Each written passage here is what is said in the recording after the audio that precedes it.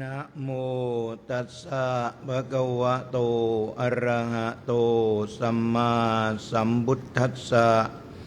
นะโมตัสสะภะคะวะโต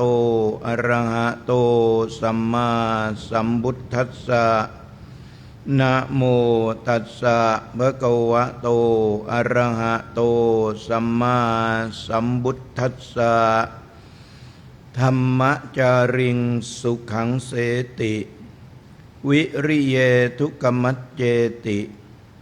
ปัญญาโรกัสสมินตีติมโนปุพังขมาธัมมามโนเศรษฐามโนมยามนัสสาเจปสันเนนะภาสติวากโรติวาตะโตนังสุขมนเวติฉายาวะอนุปายินีนิมิตตังสาธรูปานังกตัญญูกตเวทิตาติติ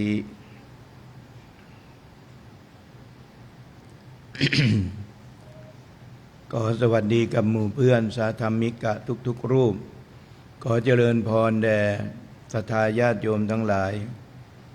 วันนี้ในนามของมหาวิทยาลัยเชียงใหม่โดยท่านประธานก็คือศาสตราจารย์ปฏิบัติด็อกเตอร์ชลินเตชะพันธ์ซึ่งเป็นรองอธิการบดี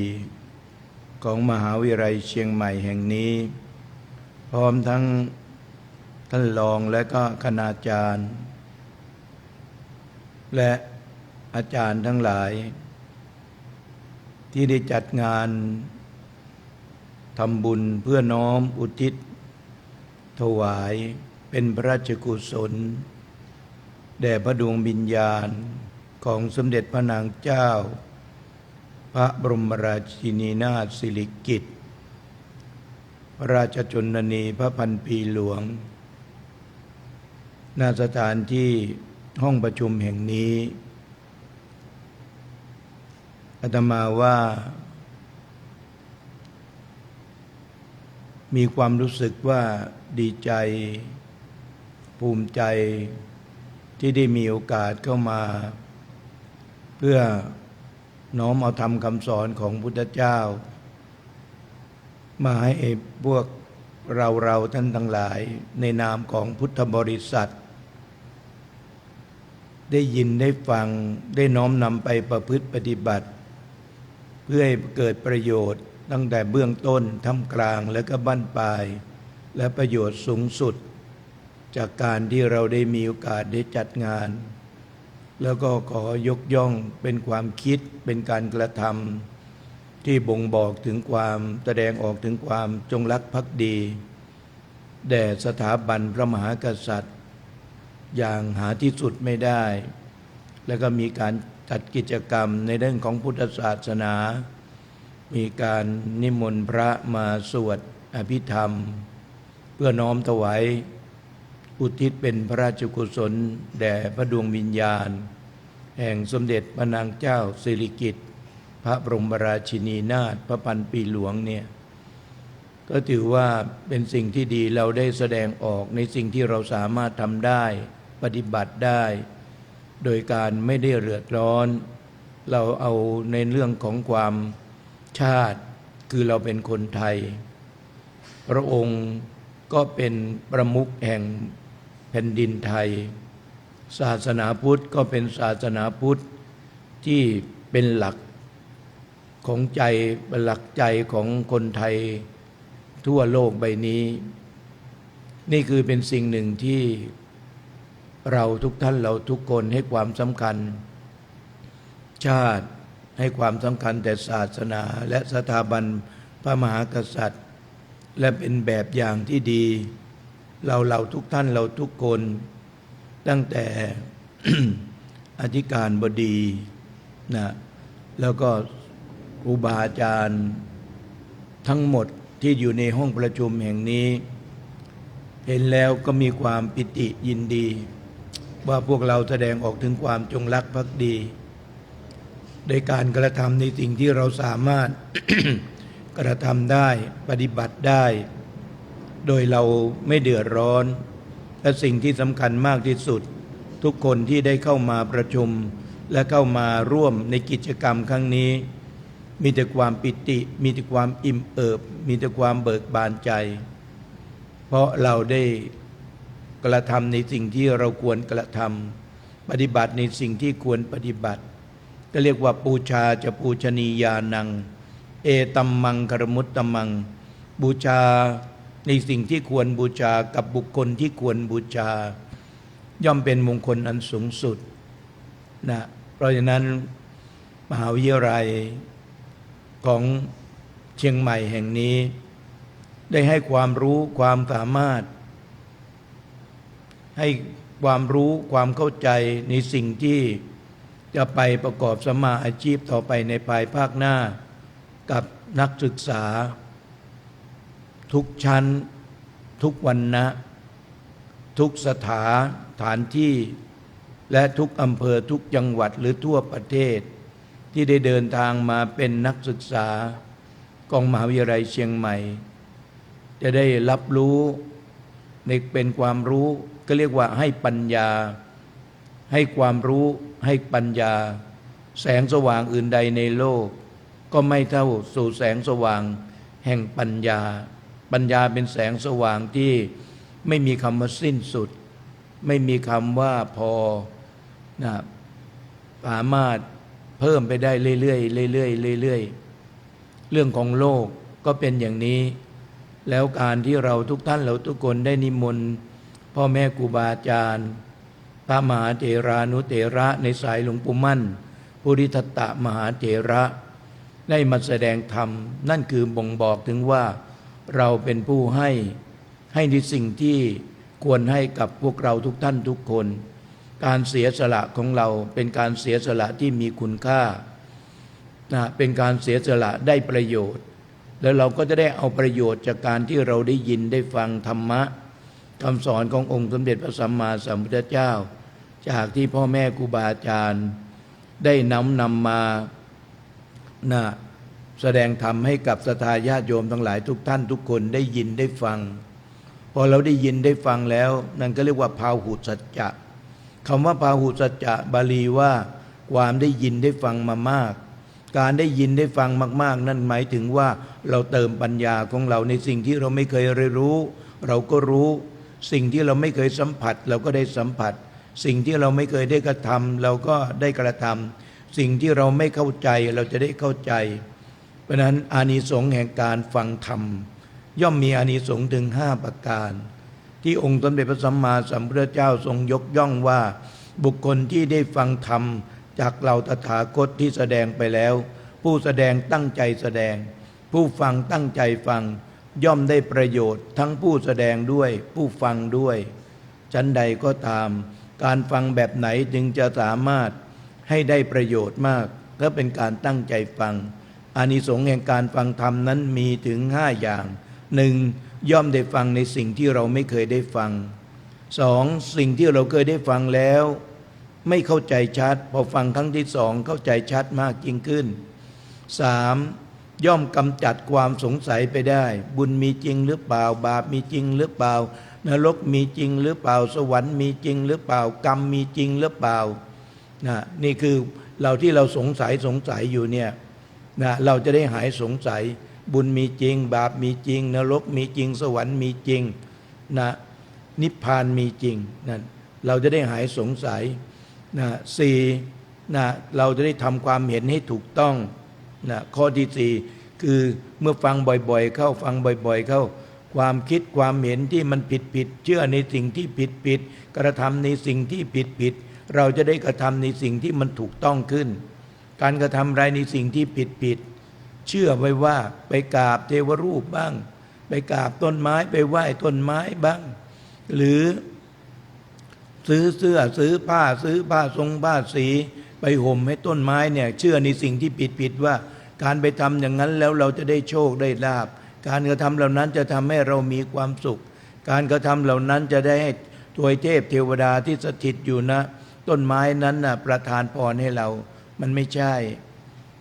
ดีก็อยู่ที่ตัวเราไม่ดีก็อยู่ที่ตัวเรา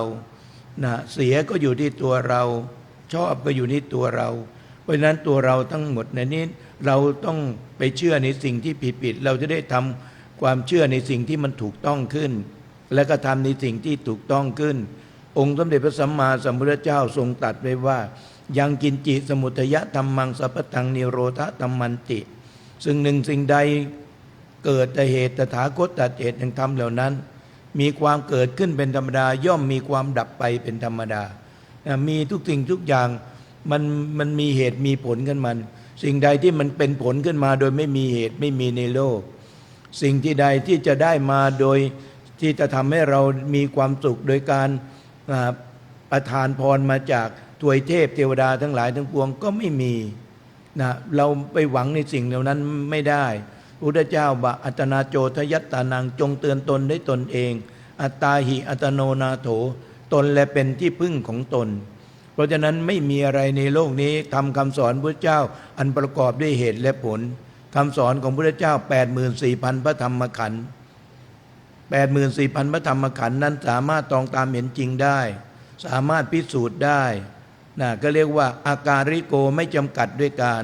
คำสอนของพระพุทธเจ้าใครได้รู้แล้วเข้าใจแล้วน้อมนำไปประพฤติปฏิบัติย่อมเกิดประโยชน์ทั้งกลางวันและกลางคืนได้ประโยชน์หมดนั่นนะก็เรียกว่าอาการิโกไม่จำกัดด้วยการใดๆก็ได้ฤดูไหนก็สามารถปฏิบัติได้กลางวันก็ปฏิบัติได้กลางคืนก็ปฏิบัติได้ทำความดีทำได้ตอนไหนทำได้ทั้งหมดย่อมได้อานิสงส์เหมือนกันทั้งหมดไม่ว่าเวลาไหนเวลาทำแล้วเราสบายใจ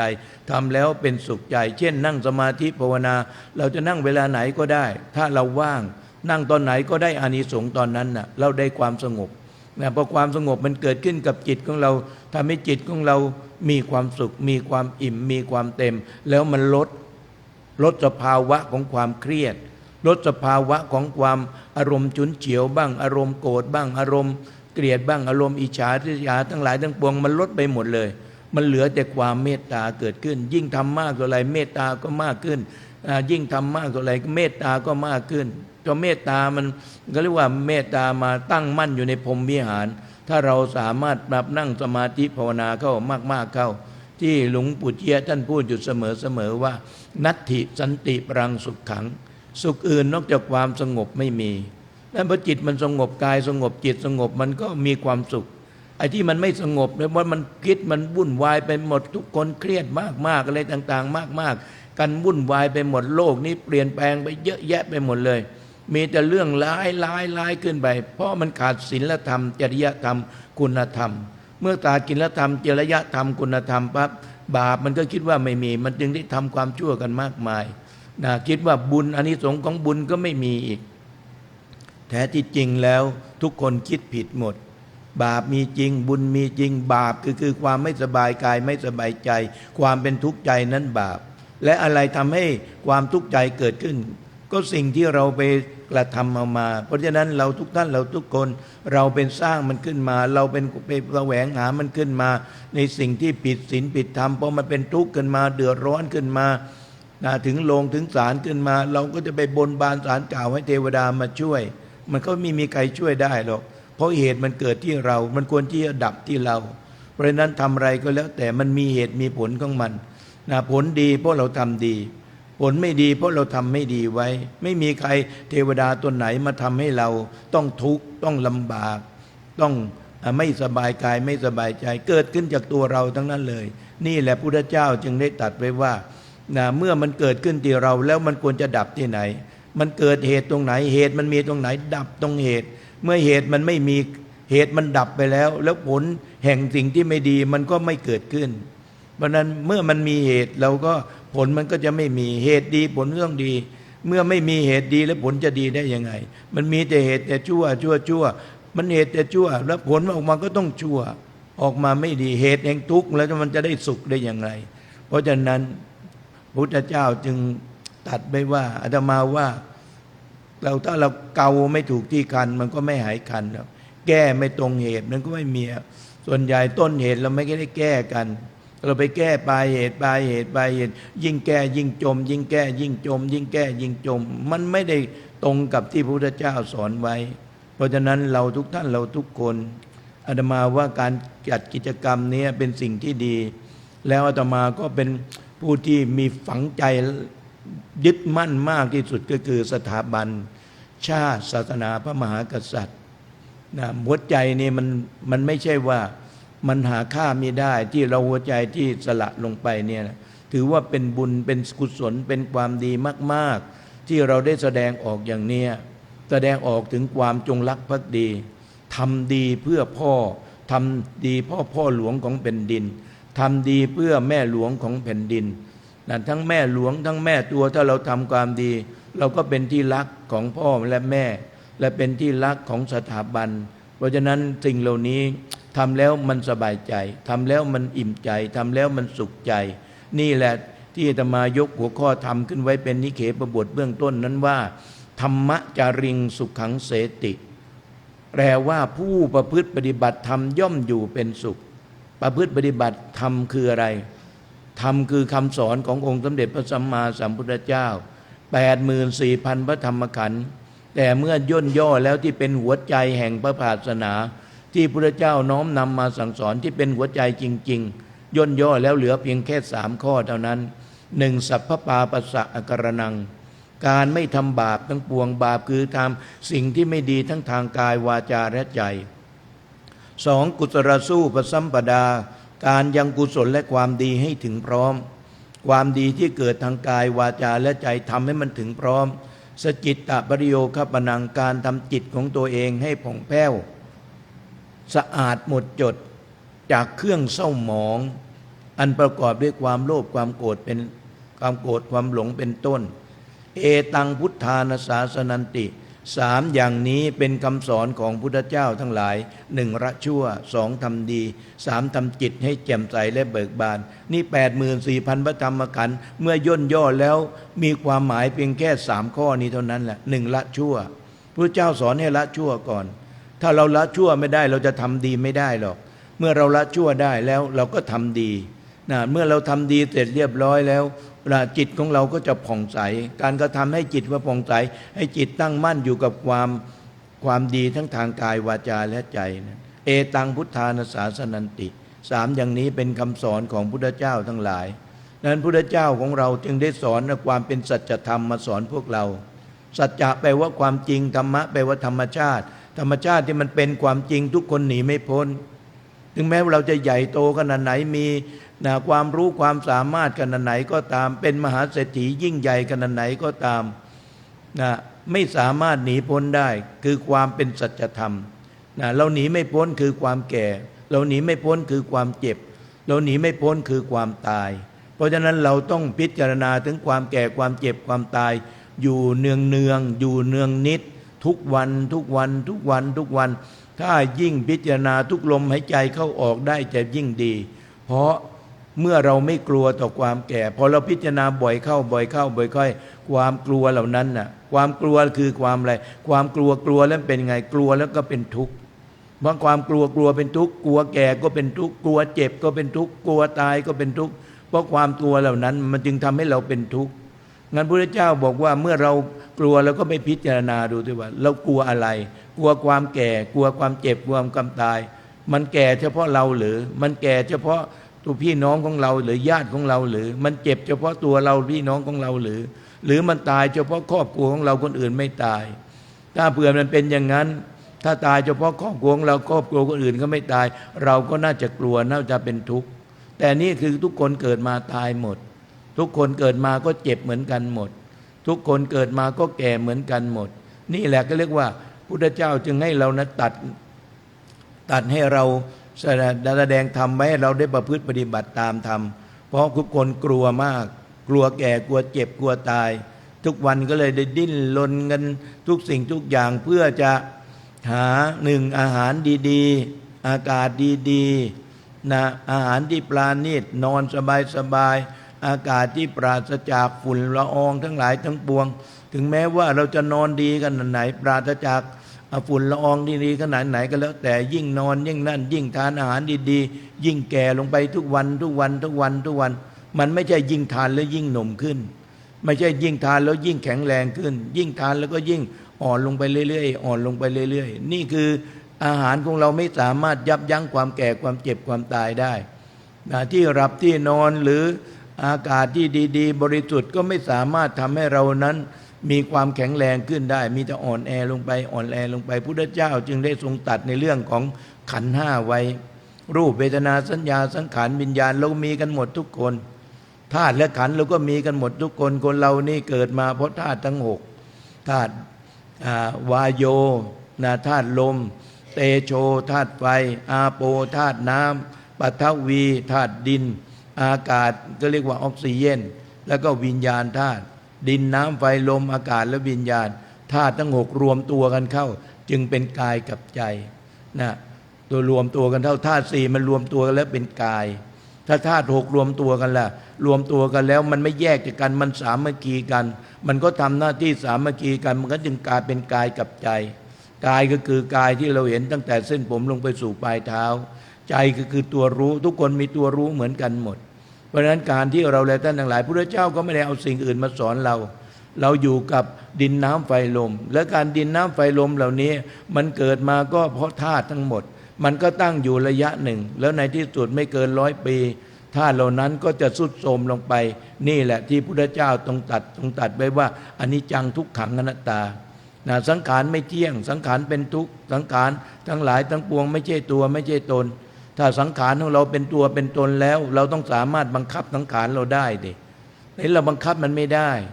เมื่อเราบังคับมันไม่ได้เราจะทำยังไงเพราะเราต้องทุกข์เพราะนั้นเราก็เข้าไปดูมันเนี่ยโยมเอาความแก่ความเจ็บความตายมาเป็นเหตุแล้วพิจารณาไปพิจารณามาพอเราพิจารณามากๆเข้ามากๆเข้าจนเคยชินพอเคยชินเกิดเป็นความรู้ขึ้นโอ้สังขารนี่ไม่ใช่ของเราจริงๆมันเกิดขึ้นตั้งอยู่แล้วมันก็ดับไป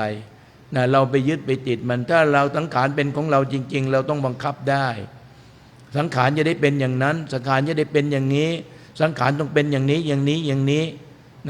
สังขารจะได้เป็นอย่างนั้นเลยอย่างนั้นเราบังคับมันไม่ได้เพราะตัวเราเองจิตของเราเองก็เป็นอนิจจังสัญญาก็เป็นอนิจจังสังขารก็เป็นอนิจจังทุกสิ่งทุกอย่างมันเป็นอนิจจังหมดเลยเพราะฉะนั้นเราทุกท่านเราทุกคนให้เราได้เข้าใจว่าการที่ธรรมะจริงสุขังเสติการประพฤติปฏิบัติไปตามธรรมเนี่ยพุทธเจ้าสอนด้วยอาการอย่างไรพุทธเจ้าสอนด้วยอาการอย่างไรที่จึงได้มีพระมหากษัตริย์พราหมณ์แพทย์สูตรจันทานทั้งหลายทั้งปวงหลั่งไหลกันไป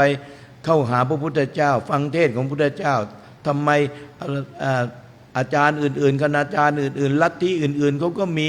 ครูบาอาจารย์ต่างๆแต่ทำไมเขาจึงไม่ได้มีคนเข้าไปมากมายแต่สำหรับตถาคตแสดงธรรมที่ไหนก็เต็มที่นั่นเต็มที่นั่นเพราะอะไรล่ะเพราะธรรมคำสอนพระเจ้ามันไพเราะในเบื้องต้นไพเราะในท่ามกลางไพเราะในบั้นปลายและสามารถตองตามเห็นจริงได้ไม่ได้สอนอยู่ว่านรกอยู่บนฟ้าสวรรค์อยู่บนฟ้านรกอยู่ใต้ดินไม่ใช่สวรรค์ก็อยู่ในตัวเรานี่แหละหัวใจดวงนี้เป็นสวรรค์ก็ได้ถ้าเราทำดีหัวใจดวงนี้นิพพานก็ได้ถ้าเราสามารถประพฤติปฏิบัติมันถึงที่สุดหัวใจดวงนี้ไปเป็นเทวดาก็ได้หัวใจดวงนี้ไปเกิดเป็นเดรัจฉานก็ได้หัวใจดวงนี้ไปเป็นเปรตก็ได้หัวใจดวงนี้ไปเป็นอสุรกายก็ได้หัวใจดวงนี้ไปเป็นนรกก็ได้ก็หัวใจดวงเดียวนี่แหละแล้วแต่ว่าเราทำอะไรเราทำอะไรกับหัวใจดวงนี้เราให้อะไรกับหัวใจดวงนี้นั้นพระเจ้าจึงสอนด้วยอาการว่าอาการกระทำเราใดที่ไม่เป็นไปเพื่อเบียดเบียนตัวเราเองและคนอื่นให้ได้รับความเดือดร้อนการกระทำเหล่านั้นและเป็นคำสอนของเราตถาคตตัวเราเองก็ไม่เดือดร้อนคนอื่นก็ไม่เดือดร้อนคนที่ได้ฟังก็สบายใจคนที่แสดงธรรมเห็นคน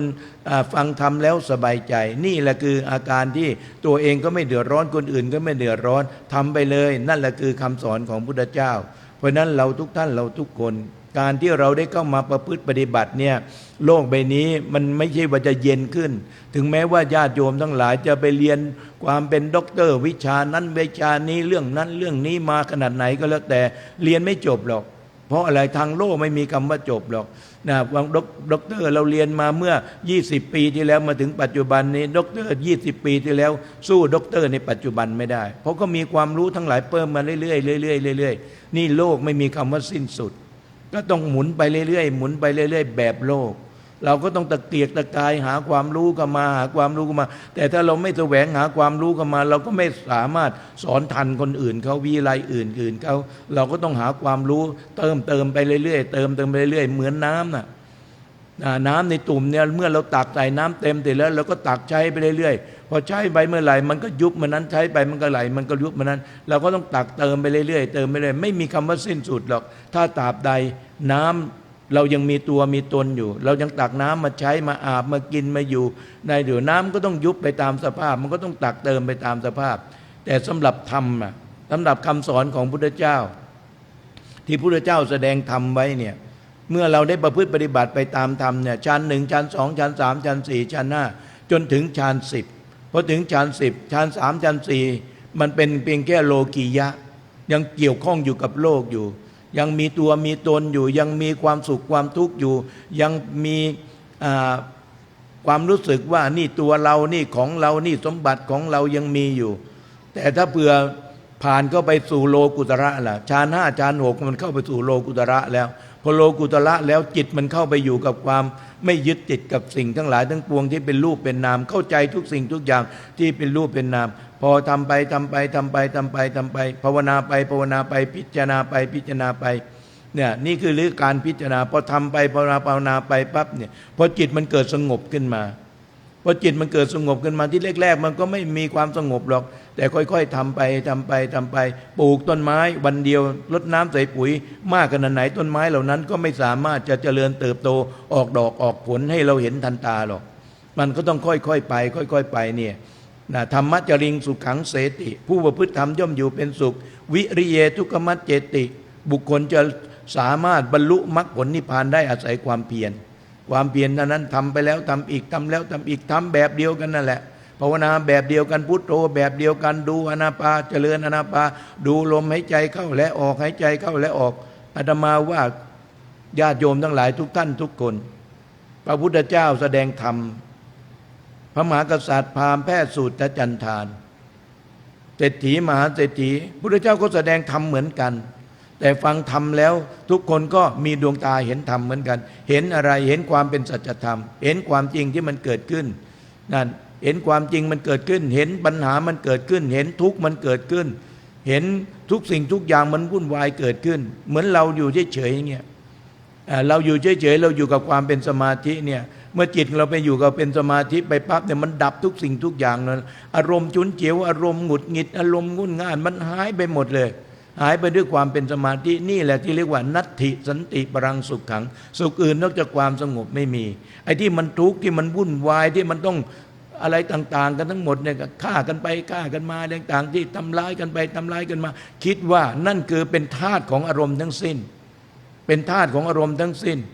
ขี่โกงกันมั่งอะไรต่างๆกันมั่งช่อลาดบังหลวงมั่งนี่คือความโลภเป็นเหตุเมื่อความโลภเป็นเหตุไม่ได้อย่างที่เราต้องการไปปั๊บโกรธก็ตามมาพอโกรธตามมาปั๊บคิดว่าทำไปแล้วไม่กลัวใครต่างๆมั่งฉันไม่ต้องกลัวอะไรต่างๆหลงผิดไปอีกเนี่ยไงความหลงนั่นน่ะเลยทำให้โลกใบนี้มันไม่ใช่จะเย็นขึ้นนะยิ่งเรียนกันมากก็ยิ่งร้อนกันไปใหญ่เลยมันไม่ใช่จะเย็นขึ้นเพราะอะไรเพราะมันขาดศีลธรรมจริยธรรมคุณธรรมศีลธรรมไม่มีจริยธรรมไม่มีคุณธรรมไม่มีเมื่อไม่มีคุณธรรมมันมีแต่ของร้อนทั้งหมดของเย็นมันไม่มีเหมือนเราและท่านทั้งหลายเพียงแค่ไฟดับเท่านั้นเองอะเรานอนไม่ได้แล้วแอร์ไม่ติดพัดลมไม่ติดเรานอนไม่ได้แล้วเพราะมันมีแต่ความร้อนนั่นน่ะอันนี้ก็เหมือนกันนะเพราะเราอาศัยอิงกับโลกมากเกินไปแต่เราถ้าเราอิงกับธรรมมากสินะอยู่ยังไงก็ได้อยู่ยังไงก็ได้อันดับ1ถึงอันดับ10ของโลกที่มีความร่ำรวยมีสมบัติมากอันดับ1ถึงอันดับ10ของประเทศไทยคนที่ร่ำรวยชีวิตของเขาก็ชีวิตของเราไม่เกินกันหรอกไม่มีใครอายุเพียง 2,000 ปี 3,000 ปีไม่มีหรอกถึงแม้เขาจะมีสมบัติมากที่สุด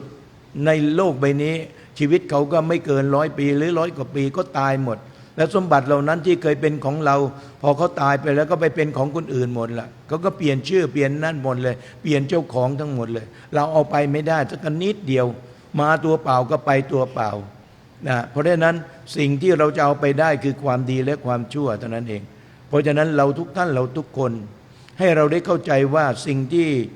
เอานิมนต์พ่อแม่ครูบาอาจารย์มาให้ธรรมะเนี่ยเป็นสิ่งที่ดีโยม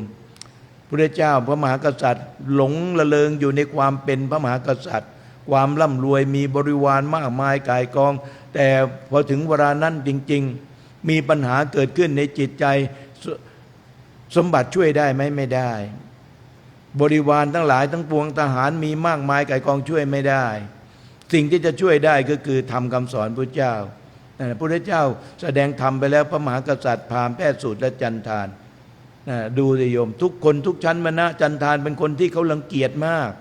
ไปจับประตูบ้านใครนี่เขาเอาน้ำล้างถูแล้วถูอีกล้างแล้วล้างอีกทำความสะอาดเขาว่าถือว่าเป็นเสนียดจังไรของเขาคนจำทาน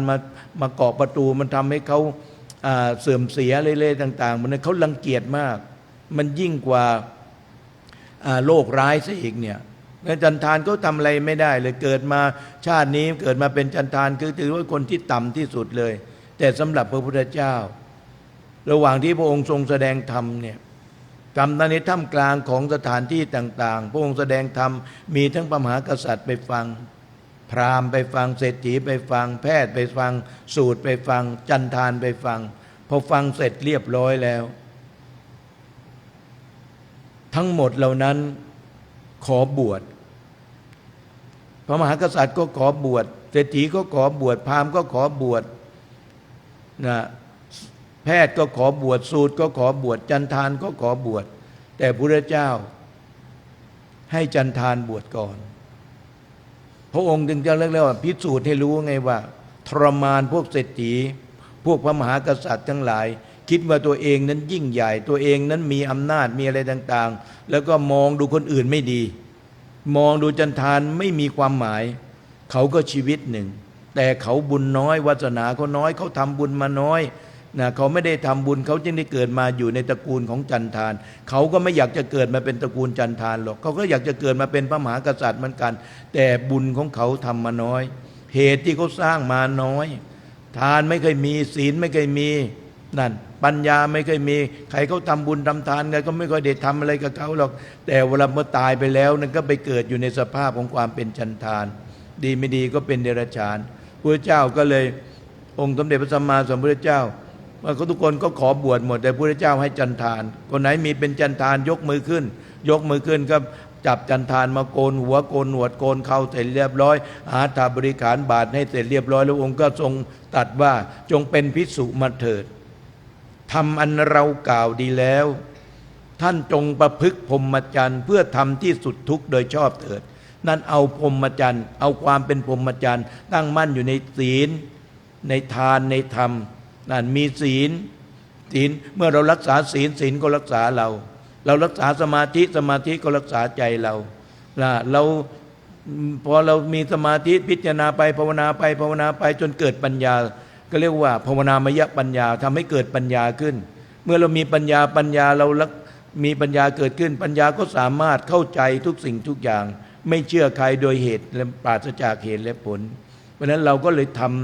ำไปพระพุทธเจ้าก็ตรัสว่าจงเป็นพระภิกษุมาเถิดจันทานก็ได้บวชก่อนชุดแรกพอบวชเสร็จเรียบร้อยพระพุทธเจ้าให้ปัญจกรรมฐานทั้ง5ทุกคนจะต้องรับกรรมฐานทั้ง5ไปทั้งหมดกรรมฐานทั้ง5ก็คือสิ่งที่มันมีอยู่ในตัวเราทั้งหมด1เกสาโลมานะขาดันตาตะโจดันตานะขาโลมาเกสาอนุโลมว่าไปตามลำดับเกสาโลมานะขาดันตาตะโจถอยกลับมาเป็นปฏิโลมตะโจดันตานะขาโลมาเกสาทำไมจึงได้ต้องใช้เกสาโลมานะขาดันตากลับไปกลับมาให้มันได้เห็นขึ้นทำบ่อยเข้าให้มันเห็นขึ้นเหมือนเราทำสมาธินั่นน่ะพุทโธไอ้คำเดียวกันนั่นแหละพุทโธทำเดียวกันเมื่อวานก็พุทโธแบบเนี้ยวันนี้ก็พุทโธแบบเนี้ยแต่ไม่ต้องไปกำหนดมันว่าจะกี่นาทีกันทำไปเรื่อยๆเมื่อจิตเราว่างยิ่งนานเท่าไหร่มันก็ยิ่งดีพอนานไปนานไกลไปจิตมันก็ไม่ไปคิดถึงอารมณ์อันอื่นมันไม่คิดเป็นอารมณ์อื่นความวิตกความวิจารความตึกนึกคิดอะไรวางแผนอะไรต่างๆวาดวิมานกลางอากาศก็ไม่ได้คิดแหละมันคิดอยู่กับพุทโธกายมันก็เริ่มเนียนขึ้นกายก็เป็นหนึ่งกายนั่งอยู่ท่าไหนท่านั้น จิตก็เป็นหนึ่งภาวนาพุทโธพุทโธพุทโธไปมันก็เกิดความสงบขึ้นนะจิตที่มันสงบขึ้นที่แรกๆก็เป็นคณิกะสมาธิแป๊บๆนึงก็หายไปแป๊บๆนึงก็หายไปแล้วก็ทำต่อไปอีกทำต่อไปอีกไม่ต้องหยุดทำต่อไปอีกมันก็เป็นอุปจารสมาธิอาจจะนานหน่อยเป็นชั่วโมง2 ชั่วโมงแล้วก็หายไปก็ทำต่อไปอีกจนถึงอัปปนาสมาธิพออัปปนาสมาธิกลายเป็นหนึ่งจิตเป็นหนึ่งเนี่ยคนเราที่มันวุ่นวายกันมากๆที่มันเครียดกันมากๆแล้วก็เป็นโรคไมเกรนบ้างอะไรต่างๆบ้างเนี่ยเพราะจิตไม่หยุดจิตคิดตลอดนอนก็ฝันร้ายคนที่คิดตลอดเนี่ยเพราะฉะนั้นเราก็หยุดคิดบ้างหยุดปรุงหยุดแต่งบ้างนั่นนะอย่างที่เขาไปสวดศพกันที่บางสกุลน่ะเขาก็เอาสายโยงมาจากร่างปราศจากวิญญาณอยู่นอนอยู่ในหีบแล้วก็มาให้พระสงฆ์ได้พิจารณาบางสกุลหลังจากทอดผ้าเสร็จเรียบร้อยพระสงฆ์ก็พิจารณาบางสกุลอนิจจาวัฏสังขาราสังขารทั้งหลายไม่เที่ยงสังขารทั้งหลายไม่เที่ยงคำว่าสังขารทั้งหลายสังขารที่มีชีวิตมีวิญญาณครองเช่นมนุษย์เดรัจฉานสังขารที่มีชีวิตแต่ไม่มีวิญญาณครองต้นไม้ที่มีอยู่ในโลกนี้ทั้งหมดตั้งแต่ต้นเล็กจนถึงต้นใหญ่สังขารที่ไม่มีทั้งชีวิตไม่มีทั้งวิญญาณครองที่ธรรมชาติปรุงแต่งขึ้นแผ่นดินที่เราปลูกสร้างอะไรต่างๆกันขึ้นมาและภูเขานี่ทั้งที่สิ่งเหล่านี้ธรรมชาติปรุงแต่งขึ้นดังนั้นแล้วก็สังขารที่ฝีมือของมนุษย์สร้างขึ้นมาอะไรก็ตามวัตถุอะไรก็ตามรูปร่างอะไรก็แล้วแต่ที่เกิดจากฝีมือมนุษย์นั่นก็เรียกว่าสังขารที่มนุษย์ปรุงแต่งขึ้นจะเป็นสังขารที่ธรรมชาติปรุงแต่งขึ้นก็ตามมนุษย์ปรุงแต่งขึ้นก็ตามย่อมมีสภาวะเหมือนกันทั้งหมดเป็นสามัญลักษณะที่เสมอกันทั้งหมดไม่ว่าสังขารจะอยู่ในประเทศใดก็ตามขึ้นชื่อว่าสังขารที่ธรรมชาติปรุงแต่งขึ้นก็เกิดขึ้นตั้งอยู่แล้วก็ดับไปนั่นมนุษย์ทั้งหลายทั้งปวงอายุไม่เกิน100 ปีก็ตาย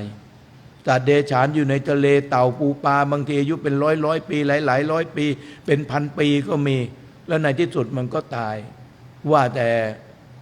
มนุษย์อายุเพียงแค่1,000 ปีไดโนเสาร์อายุเป็นล้านปีก็หายสาบสูญไปหมดนี่คือความเป็นอนิจจังนะมนุษย์ของที่มนุษย์แล้วจะไปอะไรกับมนุษย์ที่เกิดมาจากธาตุทั้ง6มันก็มีอายุเพียงแค่100 ปีแล้วมันก็ต้องแตกไปตามสภาพของมันเป็นอย่างนี้เหมือนกันหมดเราไม่เกิดมาความแก่มีอยู่ไหมมีเราไม่เกิดมาเราเกิดมาความแก่ยังมีอยู่ไหมมีเราเกิดมาความเจ็บมีไหมมีเราเกิดมาความตายมีไหมมีเราเกิดมาแล้วความแก่ความเจ็บความตายก็มีเราตายไปแล้วความแก่ความเจ็บความตายมีไหมมีโลกใบนี้มันก็เป็นของมันอย่างนี้พระพุทธเจ้าอุบัติขึ้นมากี่พระองค์ก็สอนแบบเดียวกัน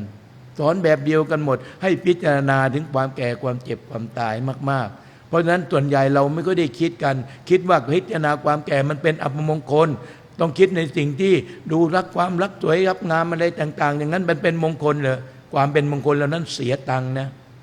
ถ้าเราพิจารณาความแก่ความเจ็บความตายเราไม่เสียตังค์แล้วจิตของเราจะไม่ตกด้วยจิตของเราไม่ต้องไปทุกข์ด้วยเราพิจารณามากๆเข้ามากๆเข้า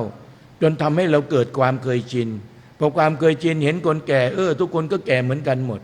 เห็นคนเจ็บทุกคนก็เจ็บเหมือนกันหมดเห็นคนตายทุกคนก็ตายเหมือนกันหมดไม่ใช่ตายเฉพาะพี่น้องของเราแล้วเราพิจารณาความแก่ตัวไหนล่ะเราจะพิจารณาความแก่ตัวไหนเราก็พิจารณาความแก่ตั้งแต่แรกเกิดมาเมื่อไหร่มันมีแก่เมื่อนั้นถ้าไม่มีเกิดมันมีแก่ไหมไม่มีนะถ้าเราไม่เกิดก็ไม่มีแก่นะแล้วพิจารณาความแก่ตอนแรกเกิดพอมันเกิดมาปั๊บก็เริ่มแก่ไปวันหนึ่งไปเรื่อยๆมันไม่ใช่แก่เป็นวันเราแก่ไปทุกวินาทีมันผ่านไปเรื่อยๆเวลาที่มันผ่านไปเพราะฉะนั้นเราทุกท่านเราทุกตนถูกกลางวันและกลางคืนกลืนชีวิตเราไปทุกวันเรากลับไม่ได้มองมันเรากลับไม่อยู่ในมองมันแต่เรามีแต่ความกลัวมันกลัวจะแก่กลัวจะเจ็บกลัวจะตายทำทุกสิ่งทุกอย่างเพื่อไม่ให้ความแก่ความเจ็บความตายเกิดขึ้น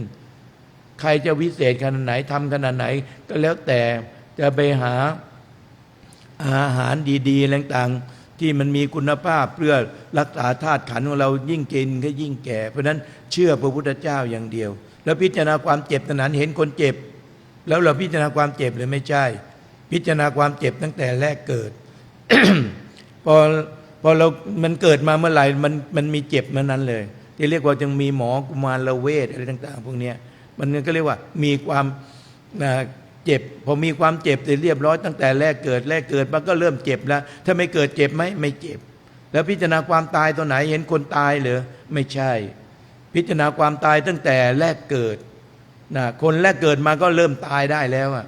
นั่นมันไม่ใช่คนเราจะต้อง70-80ตาย100 ปีตายหรือ50-60 ปีตาย90 ปีตายไม่ใช่เกิดมามันก็พร้อมที่จะตายได้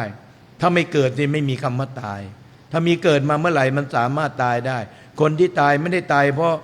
แก่อย่างเดียวหนุ่มตายก็มียังไม่แก่ยังหนุ่มสาวตายก็มีเขาเจ็บไหมเขาไม่ได้เจ็บคนไม่เจ็บก็สามารถตายได้เกิดอุบัติเหตุเขาเจ็บที่ไหนไม่ได้เจ็บบางทีคนไม่แก่ไม่เจ็บนะไม่ได้เกิดอุบัติเหตุกินข้าวกินปลาเสร็จแล้วนอนหลับไปเลยไหลตายไปเลยอย่างนั้นก็มีเพราะฉะนั้นท่านเราทุกคนเราไปมองดูพิจารณาดูทุกวันเนี้ยเราถูกกลางวันและกลางคืนกลืนชีวิตลงไปทุกวินาทีแต่เราไม่เคยได้มาดูมันไงแต่เราก็ไปมองดูสร้างวิมานกลางอากาศบ้างเพ้อฝันไปต่างๆบางนาบ้างเนี่ยพยายามแสวงหาทุกสิ่งทุกอย่างยิ่งแสวงหาก็ยิ่งทุกข์มากเพราะอะไรเพราะเหตุเหล่านั้นมันทำให้เราทุกข์เพราะสิ่งเหล่านั้นเราไม่ได้มีมันไม่ได้มีติดอยู่กับตัวเรามามันไม่ได้เป็นอริยทรัพย์แต่มันเป็นสังหาริยทรัพย์ที่เราไปแสวงหามันแล้วสังหาริยทรัพย์นั้นมันมาได้จากไหนก็ต้องเงินและทองแลกนั้นนะแล้วเรามียังไม่ถึงขนาดนั้นเนี่ยโยมบูบ้านแต่ละหลังบางทีตั้ง30 กว่าล้านส่งกันจนอายุไป80แล้วบางทียังส่งไม่จบเลยเพราะอะไรล่ะเพราะเราอยากจะได้บ้านหลังดีๆจริงๆแล้วดูพระพุทธเจ้าอยู่ในวังนะอาตมาชอบอ่านในพระไตรปิฎกชอบอ่านในพระสัทธุตันตปิฎกพระเวสสันตั้งแต่พระเจ้า10 ชาตินี่อาตมาอ่านหมดนะแล้วก็สัตว์เดรัจฉานที่พระพุทธเจ้าเป็นสัตว์เดรัจฉาน500 ชาติที่สำคัญที่เขามีเขียนไว้เป็นนั่นมาอยู่ในพระสุตตันตปิฎกอาตมาก็อ่านหมดเลยอ่านแล้วก็พิจารณาดูพระพุทธเจ้านี่10 อสงไขยแสนมหากำไรแสนมหากัปเนี่ยพระเจ้าไม่เคยท้อแท้เลยไม่เคยหยุดเลยพระเจ้ามุ่งหน้าตลอดถึงแม้ว่าจะเจอปัญหามากมายไก่กองก็ไม่เคยคิดท้อแท้มุ่งหน้าตลอดตายแล้วก็เกิดใหม่ก็ทำต่อไปใหม่หมดรักษาศีล 5ศีลของพระองค์ไม่เคยขาดพระองค์ไม่เคยทำให้ศีลของพระองค์ด่างพร้อยขณะที่เป็นเดรัจฉานชาติรักษาศีลด้วยจิตที่สะอาดบริสุทธิ์ที่มันเป็นอย่างนี้เพราะอะไรพระพุทธเจ้ามีใจที่เด็ดเดี่ยวเมื่อตั้งมั่นแล้วจะไม่มีอะไรมาเปลี่ยนแปลงได้เพราะฉะนั้นเราทุกท่านทุกคนพระองค์ก็ทำสำเร็จไงโยมนะแล้วสะสมบารมีมาเกิดใหม่บารมีเก่ามันก็ยังเท่าเดิมอยู่เกิดมาใหม่อีกชาติหนึ่งบารมีเก่าก็ยังเท่าเพิ่มกันมาเรื่อยๆเนี่ยพอ500 ชาติเป็นเดรัจฉาน500 ชาติสุดท้ายพญาจัตทันพญาจัตทันสิ้นแล้วนิพพานแล้วก็มาเกิดเป็นพระเตมีใบ้เป็นพระเตมีใบ้พระเจ้า10 ชาตินั่นฐานะบารมีสัมปันโนศีลบารมีสัมปันโนเนกขัมมะบารมีสัมปันโนวิริยปัญญาบารมีสัมปันโนวิริยะบารมีสัมปันโนขันติบารมีสัมปันโนอธิฐานบารมีสัมปันโนสัจจะบารมีสัมปันโนเมตตาบารมีสัมปันโนเบขาบารมีสัมปันโนบารมีทั้งหลายทั้งปวงเหล่านี้ไม่ได้นึกขึ้นมาเองแต่ต้องเอาจิตของเราไปสร้างมันขึ้นมาต้องอาการเวลาเนี่ยพระเตมีใบ้ก็สร้างขันติบารมีพระมหาชนกที่พระบาทสมเด็จพระเจ้าอยู่หัว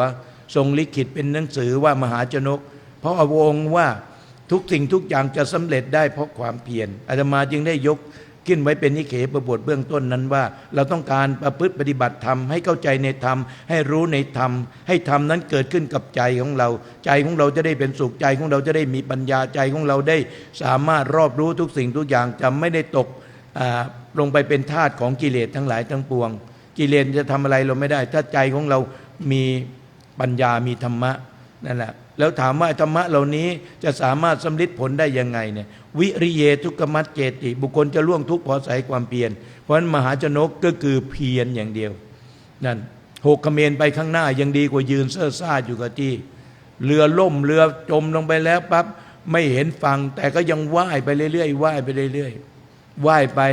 บางเมฆขลาเคยเป็นมารดาในอดีตชาตินะเขาเที่ยวตามดูลูกที่กำลังสร้างบารมีเนี่ยก็จมน้ำอยู่นั่นน่ะมนพน้อยมนพน้อยจะไปไหนล่ะจะไปไหนล่ะจะว่ายไปไหนล่ะจะว่ายเข้าฝั่งเล่ามนพเห็นฝั่งหรือยังไม่เห็นเอาไม่เห็นนะท่านนี่โง่จริงๆเลยนะไม่เห็นฝั่งท่านจะว่ายไปทำไมยังดีกว่าอยู่เฉยๆว่ายไปถ้าโชคดีเจ้าโชคดีเห็นฝั่งปั๊บเราก็รอดนะแล้วก็ในจมลงไปเต่ามั่งปลาบ้างเคยเป็นอดีตเคยเป็นมารดานี่คอยเฝ้าดูแลลูกที่ไปเกิดเป็นอะไรก็ค่อยเฝ้าดูปลาก็จมลงไปก็ดันขึ้นมาพอได้แสงได้อากาศก็ฟื้นขึ้นมาก็ว่ายต่อไปอีกเนี่ยก็เรียกว่าถึงแม้ว่าไม่สิ้นสุดฟื้นขึ้นมาพุทธเจ้าถึงแม้ว่าพระองค์จะทรมานกาย6 ปีใน6 ปีที่พระองค์ทรมานกายเนี่ยทำให้พระองค์รู้และเข้าใจทุกสิ่งทุกอย่างว่าสิ่งทั้งหลายทั้งปวงเหล่านี้เหมือนเราตัดสินใจผิดแต่หวังไว้ว่าจะให้ได้บรรลุมรรคผลนิพพานแต่เดินทางผิดมันก็ไปไม่ถึงจุดหมายปลายทางเหมือนคนจะขึ้นรถกรุงเทพเชียงใหม่แต่บังเอิญไม่ได้ดูป้ายไปขึ้นรถกรุงเทพสงขลาเชียงใหม่ก็ไม่ถึงทักทีหนึ่งรถจอดแล้วหมดสายแล้วหมดที่ไปแล้วจอดศูนย์แล้วไหนเชียงใหม่ล่ะก็มันขึ้นรถไม่ตรงสายเหมือนกันเราจะทำอะไรก็แล้วแต่มันต้องประกอบด้วยเหตุและผลเพราะฉะนั้นเราทุกท่านเราทุกคนนี้เราเข้าใจว่าคนที่ทุกวันนี้อาตมาดูแล้วหนักมากถึงแม้ว่าจะเรียนสูงขนาดไหนจะมีวิชาอะไรต่างๆขนาดไหนเทคโนโลยีสมัยใหม่มาขนาดไหนก็ตามนะอาตมาดูแล้วไม่มีทางจะช่วยโลกใบนี้ได้เพราะอะไรโยมพระพุทธเจ้าสอนไว้ว่าศีลธรรมจริยธรรมคุณธรรมศีลธรรมทุกคนตั้งมั่นอยู่ในศีล 5จริยธรรมจรรยามารยาทของความเป็นมนุษย์ไม่ว่าจะเป็นครูบาอาจารย์ไม่ว่าจะเป็นเด็กเล็กหรือเป็นอะไรต่างๆต้องมีจรรยามารยาทให้เหมาะสมกับฐานะความเป็นอยู่นั้นๆอย่างเงี้ยในจรรยามารยาทที่งดงามต้องมีความงดงามนี่อย่างก็พระอัสสชิเนี่ยนะพอได้ทำคำสอนพระเจ้าท่านเองเนี่ยเพียงแค่ว่าสิ่งหนึ่งสิ่งใดเกิดแต่เหตุตถาคตตัดเหตุแห่งธรรมเหล่านั้นและความดับแห่งธรรมเหล่านั้นนั่นเองยังกินเจตสมุทัยะธรรมังสัพพตังในโลตตัมมันติเนี่ยสิ่งหนึ่งสิ่งใดมีเหตุเกิดเป็นธรรมดาสิ่งเหล่านั้นย่อมมีความดับไปเป็นธรรมดาไม่ได้ของแปลกประหลาดแค่นั้นเองเนี่ยจิตของอัสสชินั้นพองโตมีอินทรีย์ผ่องใสมากเลยแต่ว่ายังไม่ถึงที่สุดเข้าใจในธรรมแล้วเข้าใจในธรรมคำสอนพระเจ้าแค่เข้าใจอย่างเดียวจึงทำให้จิตผ่องใสขนาดนั้นพอเดินไปพระสารีบุตรเห็นพระอัสสชิเดินบิณฑบาตอยู่โอ้โหสมณะรูปนี้ทำไมงดงามจังเลยเพราะจิตดีรูปร่างก็ดีเมื่อจิตดีรูปร่างดีอินทรีย์ก็ผ่องใสโรคภัยไข้เจ็บก็ไม่เบียดเบียนเพราะคนเราทั้งหลายทั้งปวงพอกายดีวาจาดีใจดีย่อมมีแต่ความสุขความเจริญร่างกายมันก็แข็งแรงจิตก็ปกติคนที่ทำสมาธิภาวนาเรื่อยๆรักษาศีลเรื่อยๆทำไมท่านจึงไม่ค่อยได้เป็นอะไรก็เพราะว่าจิตของท่านดีนะครูบาอาจารย์ทำไมอายุ90กว่าบางทีเป็น100อะไรต่างๆเนี่ยวันนี้ก็ไปเจอหลวงพ่อองค์หนึ่งหลวงพ่อปันเนี่ยท่านมาจากสกลนครเนี่ยมาจากสกลนครก็มานั่งอยู่ใกล้ๆกันนะก่อนนี้นะเห็นตอนนี้ท่านหายดีแล้วนั้นท่านก็อายุ101 ปีแล้วหลวงพ่อปั่น101 ปีกันมาเคยไปสกลนครไปงานหลวงปู่สุดธรรมเสร็จเรียบร้อยแล้วที่วัดป่าหนองไผ่พระก็มานิมนต์ก็พระที่ไปร่วมบุญกันก็ยังอยู่กันนะพระก็มาบอกนิมนต์ไปสวดธาตุให้หลวงปู่ปั่นหน่อยหลวงปู่ปั่นเป็นอะไรหลวงปู่ปั่นนอนไม่รู้เรื่องแล้วนอนไม่รับรู้เรื่องอะไรทั้งสิ้นเลยหายใจละรวยงั้นน่ะแล้วตอนนี้อยู่ที่ไหนอยู่ที่วัดใหม่สร้างใหม่ก็เลยนิมนต์ไปแล้วก็ไม่เป็นไรก็นิมนต์เรามีเวลาอยู่ก็เลยไป ไปก็ชวนหมู่พระไปสวดธาตุพอสวดธาตุเสร็จเนี่ยการสวดธาตุเนี่ยของท่านโพลีธรรมทโลธาตุทั้งหกเนี่ยโยม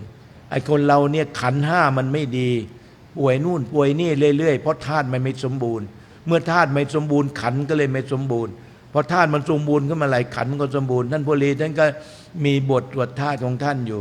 คนป่วยไข้อะไรต่างๆไม่รู้ว่าเป็นอะไรต่างๆมันเนี่ยท่านก็เลยเอาธาตุแต่ละธาตุเนี่ย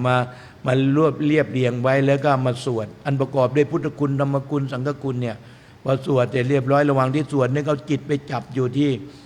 ตัวองค์ท่านวาโยจะพุทธกุณังนีลมที่ในร่างกายของท่านมันเดินสะดวกหรือเปล่ามันมีอะไรไปไม่ติดไปตันมั่งหรือเปล่าเราก็ค่อยเติมธาตุถ้าเผื่อมันไม่ดีร่างกายก็ไม่ดีก็เติมไปทีละธาตุเติมให้มันสมบูรณ์ธาตุที่มันบกพร่องอยู่ก็เติมธาตุให้มันสมบูรณ์ในการบทสวดนั่นวาโยจะพุทธกุณังวาโยจะธรรมเมตังวาโยจะสังฆานังเนี่ยทุกธาตุอันประกอบด้วยพุทธคุณธรรมคุณทั้งหมดตามบทที่ท่านกำหนดสวดมาเราก็สวดแล้วก็จิตไปเติมแต่ละธาตุเนี่ยนะวาโยเตโชนะเตโชไฟในร่างกายท่านมันอ่อนลงร่างกายก็เย็นไปหมดเลยแล้วก็เติมธาตุไฟเข้าไปเติมธาตุไฟเข้าไปพอเติมธาตุไฟเข้าไปปั๊บแล้วก็สวดไปตามที่ท่านแทบเรียบเรียงไว้นั่นน่ะพอสวดไปเสร็จเรียบร้อยอาโปน้ำไม่สมบูรณ์เติมน้ำเข้าไปมันสมบูรณ์นะน้ำสมบูรณ์เสร็จเรียบร้อยแล้วก็เติมดินเข้าไปให้ดินมันสมบูรณ์อาหารที่ทานไม่ได้ก็ให้มันทานอาหารให้ได้เติมอาหารเข้าไปแล้วก็อากาศออกซิเจนที่ไม่ค่อยได้หายใจเลยต้องใช้ออกซิเจนเข้ามาช่วยอย่างเนี้ยเราก็เติมออกซิเจนให้มันสมบูรณ์ขึ้นไปเราก็เลยให้มันเป็นธรรมชาติพอดินน้ำไฟลมอากาศธาตุสมบูรณ์วิญญาณก็สมบูรณ์พอสวดเสร็จเรียบร้อยปั๊บก็นั่งสวดอยู่ท่านก็นอนไม่รู้ไม่ชี้เลยแล้วก็นั่งสวดหันหน้าไปในร่างท่านน่ะสวดพอจบเสร็จเรียบร้อยแล้วก็ลากลับ2 วัน 3 วันมาโยมท่านดีขึ้นเลย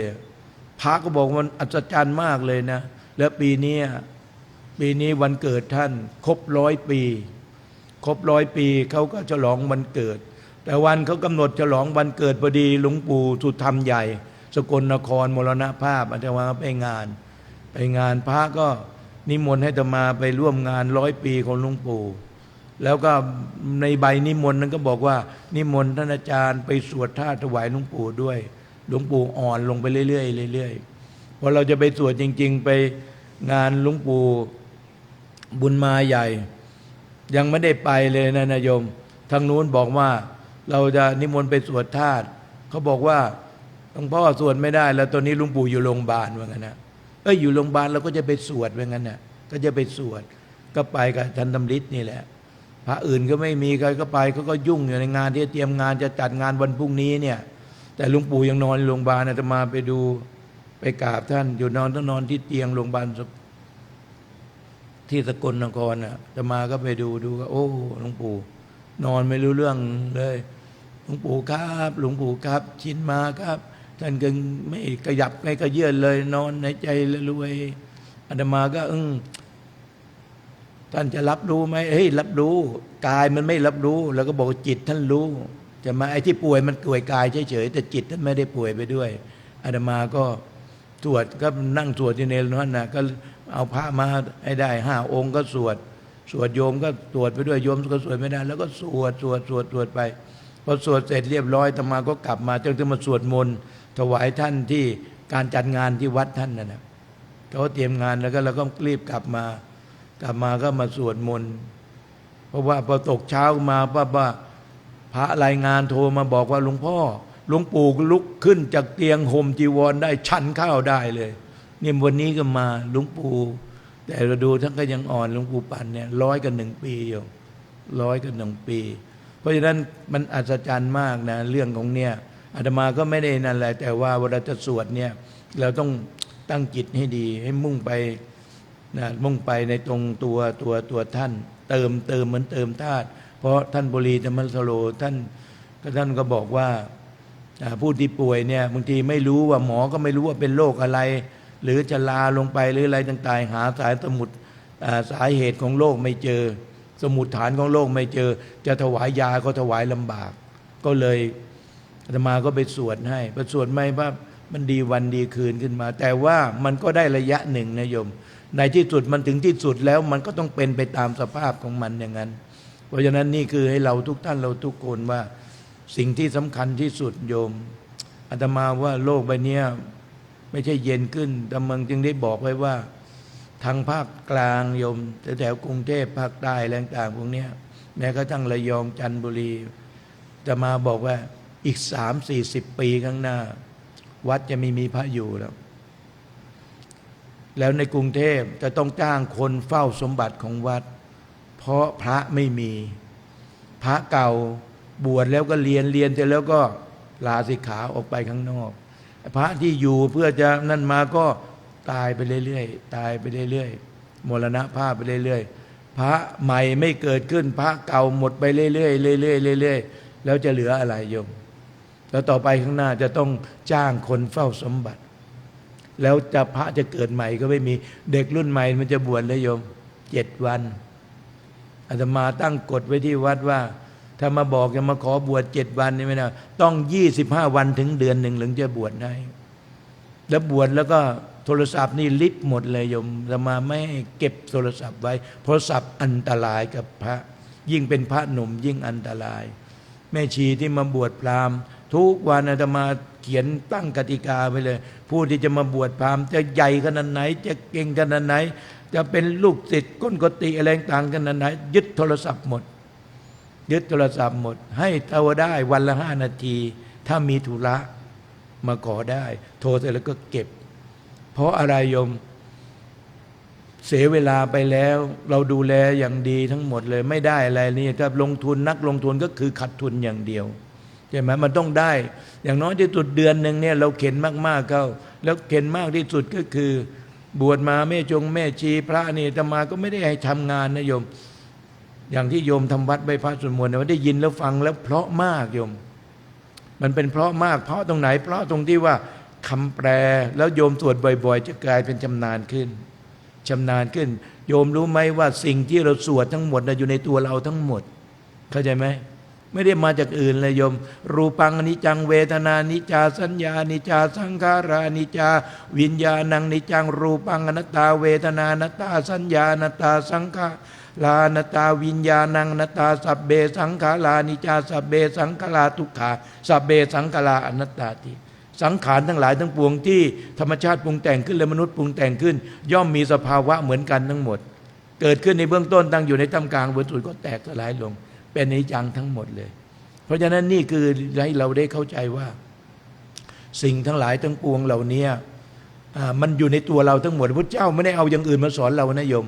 เอาในตัวเรามาสอนเราเนี่ยเกษาสิ่งที่เป็นเส้นอยู่บนศีรษะเบื้องหน้าเบื้องปลายหน้าผากเบื้องปลายเข้าต่อฝาและซ้ายกกหูทั้งสองข้างเรียกว่าผมโลมาสิ่งที่เป็นเส้นอยู่ทั่วตระพางกายเว้นฝ่ามือฝ่าเท้าเรียกว่าขนนะขาสิ่งที่เป็นเกล็ดงอกอยู่ปลายนิ้วมือนิ้วเท้าเรียกว่าเล็บดันตาสิ่งที่เป็นซี่สีขาวๆอยู่ในปากสำหรับไว้บดเคี้ยวอาหารทั้งเบื้องบนเบื้องล่างเรียกว่าฟันนะตาโจสิ่งที่เป็นแผ่นเป็นผืนหุ้มห่ออวัยวะทั่วตระพางกายเรียกว่าหนังไอ้ตัวนี้ไอ้ตัวหุ้มห่อเนี่ยตัวปิดบังความสกปรกโสโครกทั้งหมดเราไม่ได้ดูมันงั้นพระพุทธเจ้าจึงบอกว่าหลวงปู่เจี๊ยบบอกให้ผ่ากายเลยภาวนาพอจิตมันสงบเอาจิตมาทำงานดูเลยถลกหนังหัวดูซิผ่าสมองดูซิฟักลูกตาออกมาดูซิตัดหูตัดจมูกเลาะฟันออกมาดูซิมีผมก็มีขี้ผมใช่ไหมมีตามีขี้ตามีหูมีขี้หูมีจมูกมีขี้มูกมีปากมีปากขี้ปากมีฟันมีขี้ฟันมีเล็บมีขี้เล็บมีหนังมีขี้ไข่ขึ้นชื่อว่าขี้ก็คือของปฏิกูลทั้งสิ้นเลยแล้วไปเอาความสวยความงามที่ไหนมาเราพยายามฝืนธรรมชาตินะคนเราทุกวันก็ฝืนธรรมชาติเพราะฉะนั้นอาตมาก็ชอบมากเลย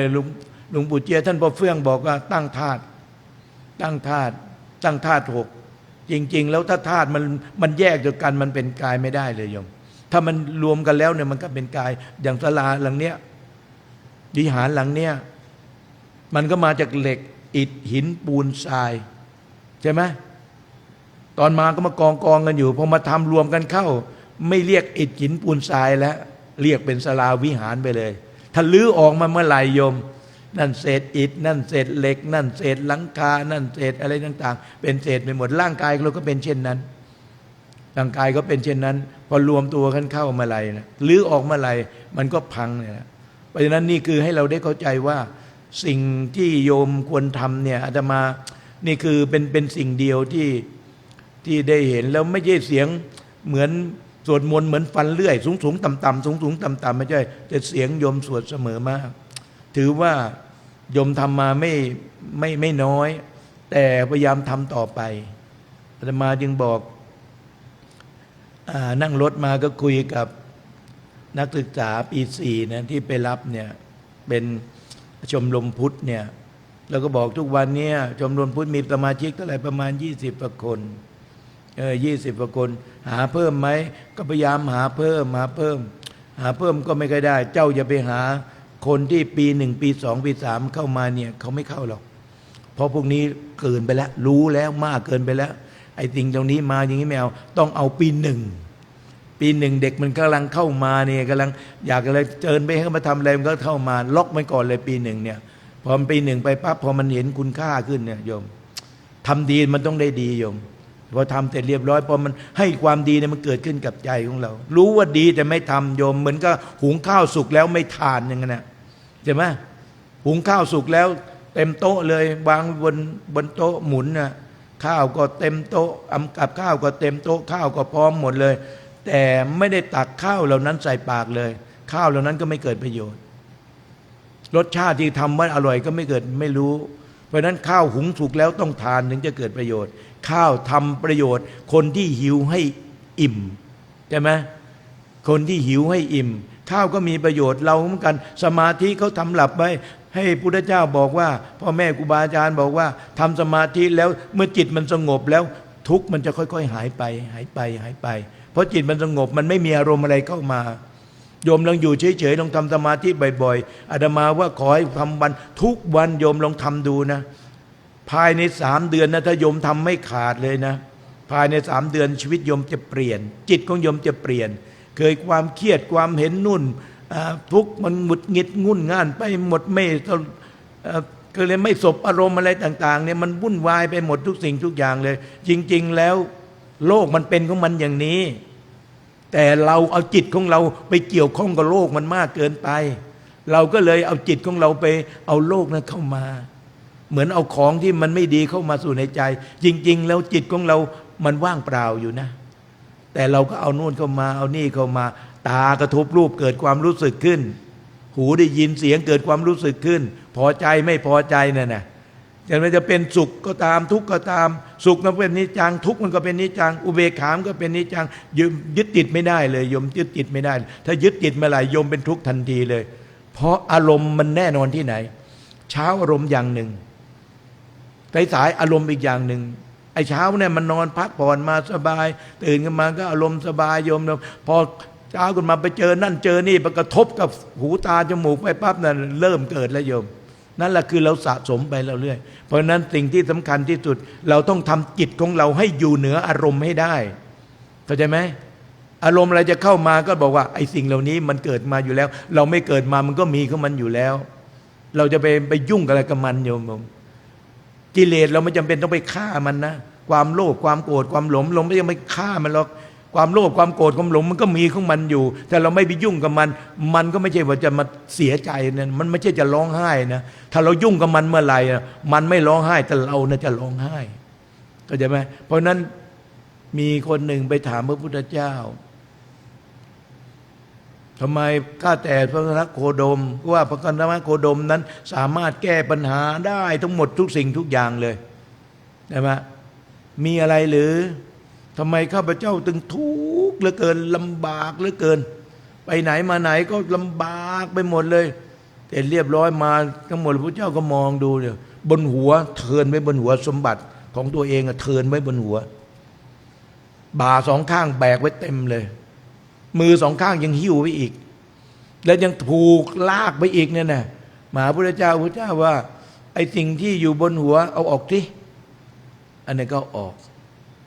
ที่อยู่บนบ่าออกสิเอาออก ใช่ไหมไอ้อยู่ที่มือหิ้ววางมันสิอันนี้ก็วางไอ้ที่ก็เอวก็ออกมันสิพระเจ้าต้องถามไหมว่ามันเบาหรือยังอ่ะใช่ไหมแค่นั้นเองจิตของเจ้าก็เหมือนกันกับสิ่งของที่เจ้าแบกนั่นน่ะตาไปดูเข้าแล้วก็น้อมมันขึ้นมานะจะต้องเป็นอย่างนั้นต้องเป็นอย่างนี้นี่แหละเขาบอกว่าอนิจจาวัฏสังขาราสังขารทั้งหลายไม่เที่ยงหนออุปาทวยธรรมิโนเกิดขึ้นแล้วย่อมดับอุปัจจิตวานิรุตฉันติเตสังวูปัสโมสุโขความเข้าไประงับแห่งอารมณ์ทั้งหลายที่คิดนึกปรุงแต่งวิตกวิจารทั้งหมดได้เมื่อไหร่เมื่อนั้นแหละจะเป็นความสุขกับเราสัพเพสตามรันติจะมริงสุจะมลิสเลตายอยู่ด้วยที่คนตายกันแล้วอย่างหลวงปู่บัวเกตก็มรณภาพไปแล้ว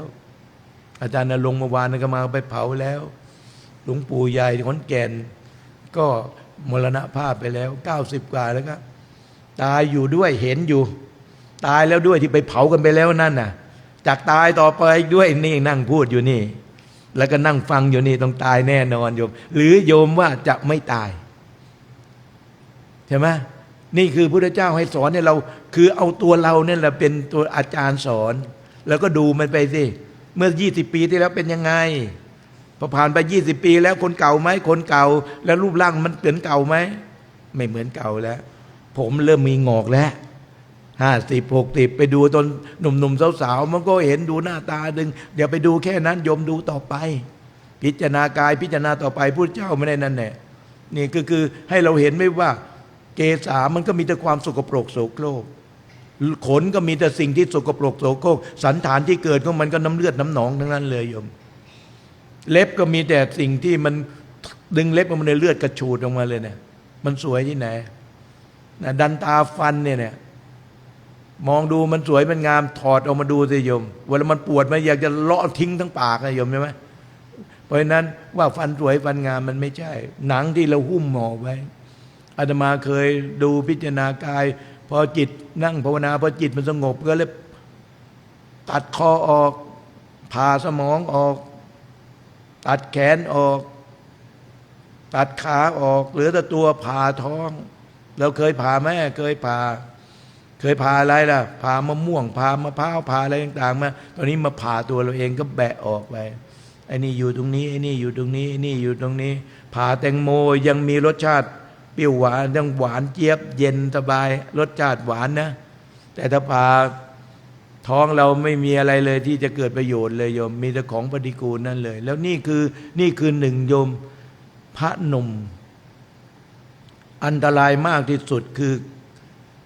ขันธ์ห้ารูปเวทนาสัญญาสังขารวิญญาณรูปเสียงกลิ่นรสผลทัพพะธรรมารมณ์มันเห็นแล้วมันปรุงมันแต่งนิยมเพราะฉะนั้นพระหนุ่มในปัจจุบันนี้อันตรายมากที่สุดในก็เรียกว่าไอ้ลายทั้งหลายทั้งปวงเนี่ยที่มันมีเหตุเยอะแยะไปหมดนี่ก็เพราะสิ่งเหล่านี้อาตมาจึงหลานซื้อโทรศัพท์มาเอายี่ห้อดีๆราคาแพงๆมาให้หลวงนาจะได้ดูอะไรก็ได้อะไรต่างก็ได้หลวงนาไม่ดูตาเปล่านี่กูหลวงนาก็จะตาแตกอยู่แล้วสมองมันจะพังพินาศอยู่แล้วไปดูอะไรอีกล่ะบอกว่าปิดให้หมดข้อความเอาแต่ตัวหนังสืออย่างเดียวรูปที่ส่งมาก็ไม่ต้องเอามาส่งมาไม่เอาไลน์ทำไมลุงน้าไม่เอาไลน์หมู่เพื่อนเขาเอาไลน์กันหมดคนนู้นก็มีไลน์คนนี้มีไลน์ทำไมลุงน้าไม่เอาไลน์ลุงน้าไม่ใช่เสือนี่ถึงจะมีไลน์นั่นแหละโยมแล้วมันจะออกไลน์ละดูมันไม่มากๆนะโยมเพราะฉะนั้นนี่คือสิ่งที่เป็นอันตรายมากที่สุดหลวงตาพระมหาบัวจึงได้ต่อไปข้างหน้าชินคอยดูนะพระเราเนี่ยนะ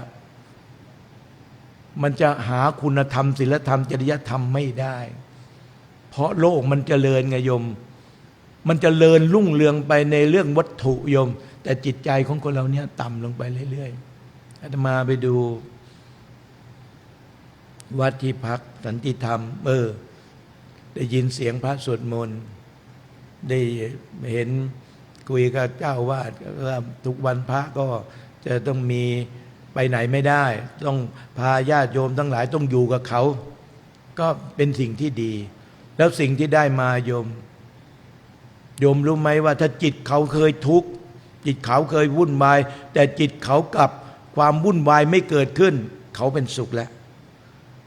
ใช่ไหมเมื่อเขาเป็นสุขอารมณ์เขาดีเพราะได้ไหว้พระสวดมนต์ได้นั่งสมาธิภาวนาโยมว่าครอบครัวก็มีความสุขไหมครอบครัวก็มีความสุขหมดเลยนี่คือศีลธรรมจริยธรรมเพราะนั้นอาตมาจึงขอว่าโยมไม่ต้องไปทำอย่างอื่นหรอกกลางคืนก่อนนอนโยมนั่งพุทโธพุทโธพุทโธนั่งเท้าฝาทับเท้าซ้ายมือฝาทับมือซ้ายก็ได้หรือนั่งแบบไหนก็ได้นั่งโต๊ะก็ได้แต่จิตของเราต้องอยู่กับพุทโธพุทโธพุทโธพุทโธพุทโธไปสัก10 นาที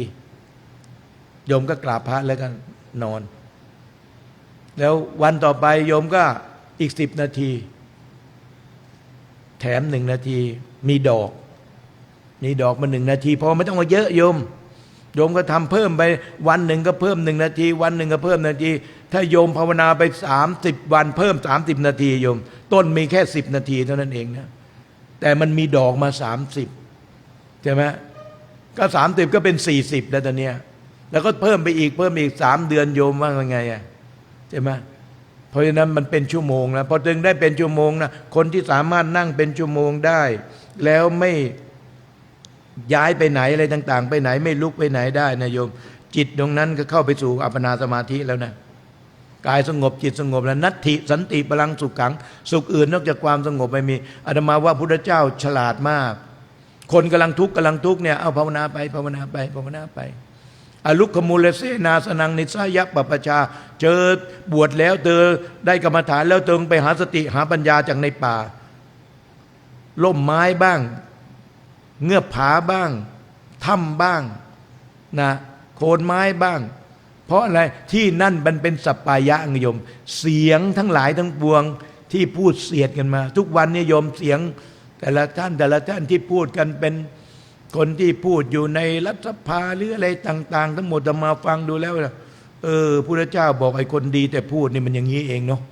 แต่มันทำเองไม่ได้เลยโยมนะมันพูดดีหมดเลยนะโยมแต่มันทำไม่ได้ให้ทำมันทำไม่ได้โยมนี่ก็เรียกว่าคนดีแต่พูดไงแต่คนพูดดีเนี่ยอย่างพุทธเจ้าเนี่ยอย่างพ่อแม่ครูบาอาจารย์เนี่ยล่วงลงไปเรื่อยๆล่วงไปเรื่อยๆพูดที่จะให้ทุกคนมีความสุขโยมไม่ต้องการอะไร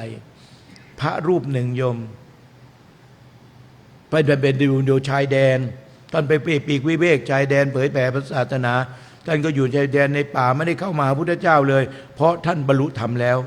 ท่านก็อยู่ของท่านเผยแผ่ศาสนาไปเรื่อยๆไปเจอไอ้ฤาษีคนหนึ่งนะมันก็ไม่เชิงฤาษีแล้วแต่เป็นคนอยู่เจ้าบ้านอย่างเงี้ยมันก็ไม่มีครอบครัวมันก็แยกย้ายกันไปหรือล้มหายตายจากมันก็อยู่คนเดียวพอไม่เห็นสมณะอยู่คนเดียวท่านอยู่ยังไงทำตัวยังไงถึงจะอยู่อย่างนี้ได้ต่างๆเนี่ยดูแล้วสดชื่นดูแล้วผ่องใสจังเลยแต่ข้าพเจ้าทำไมมันทุกข์เหลือเกินน่ะพระองค์นี้ก็เป็นพระใหม่ไม่อยากจะพูดไม่อยากจะสอนเพราะว่าตัวก็สอนผิดไปปั๊บก็ไปทำในสิ่งที่ผิดกรรมจะมาอยู่กับตัวท่านนะเอาอย่างนี้ดีกว่าเราจะพาไปหาตถาคตก็เลยเดินทางจากชายแดนมาหาพุทธเจ้าวัดเชตวันมหาวิหารวัดเชตวันมหาวิหารมาถามมาเรื่อยผ่านแต่ละจังหวัดแต่ละหมู่บ้านมาถามเรื่อยถึงในยังใกล้แล้วอันนี้ก็ใกล้แล้วก็เรื่อยๆต่างคนต่างไม่คุยกันพระกรรมฐานนี่ก็ไม่ยอมคุยอยู่แล้วอันนี้ก็เดินมาเอาท่านอาจารย์ใกล้หรือยังใกล้แล้วพอมาใกล้วัดเชตวันมหาวิหารท่านบอกว่าใกล้แล้วนั่นไงเห็นไหมกำแพงน่ะเห็นกำแพงแล้วกำแพงเนี่ยเหรอเดินพระองค์นี้ก็บอกว่าเอาแล้วถามพระว่าแล้วพระพุทธเจ้าเนี่ยมีระหว่างพระองค์อยู่เนี่ยมีพระภิกษุอื่นมีอยู่ไหมอุ้ยพระเป็นหมื่นภิกษุณีเป็นหมื่นท่านจะแสดงธรรมทุกวันอันนี้ก็เข้ามาถึงกำแพงทำไมมันเงียบฉี่อย่างนี้เนาะท่านโกหกหรือเปล่าท่านอาจารย์โกหกเราหรือเปล่าไม่โกหกก็นั่นก็ไม่เห็นกำแพงมันสูงก็เดินมาเข้าผ่านประตูเข้าไปนะไปที่ธรรมสภาพุทธเจ้ากำลังแสดงธรรมตอนบ่ายอยู่พอเข้าไปเห็นนะพระนั่งอยู่เป็นหมื่นทั้งคฤหัสถ์ต้องภิกษุณีด้วยเป็นหมื่นนั่งอยู่ดูโอ้โหไอ้นี่อุทานออกมาเลยนะโอ้โหท่านสอนยังไง พระเป็นหมื่นๆไม่มีขยับขยื่นแม้แต่นิดเดียวไม่มีเสียงคุยกันแม้แต่นิดเดียวเลยท่านโกหกแล้วเปล่าว่าพระเจ้ามีพระฟังเทศเป็นหมื่นๆแต่เรามาอยู่นี่เสียงก็แอมก็ไม่มีก็ไอก็ไม่มีท่านอยู่ยังไงเนี่ยพอไปเห็นเขานั้นเองจึงได้รู้ไงทุกองค์นั่งอยู่กับความเป็นสมาธิทั้งหมดนิ่งฟังอย่างเดียวโยมใช่ไหมนั่นนะหนึ่งสิ่งที่ไม่เคยฟังได้ฟังสองสิ่งที่ไม่เคยฟังแล้วไม่เข้าใจชัดขึ้นสามกำจัดความสงสัยไปได้สี่ทำความเห็นให้ถูกต้องห้าโยมพอฟังแล้วไม่มีอะไรสงสัยจิตก็ผ่องใสโอ้เป็นงี้เองเป็นงี้เองนี่ไงตัวกูของกูอีโก้เนี่ยทุกคนโยมจะประพฤติปฏิบัติธรรมถ้ายังสละขันธ์ห้าไม่ได้ไม่มีทางเลยโยมยังติดอยู่ในรูปรสกลิ่นเสียงสัมผัสธรรมารมณ์นี่มีทางเลยแล้ว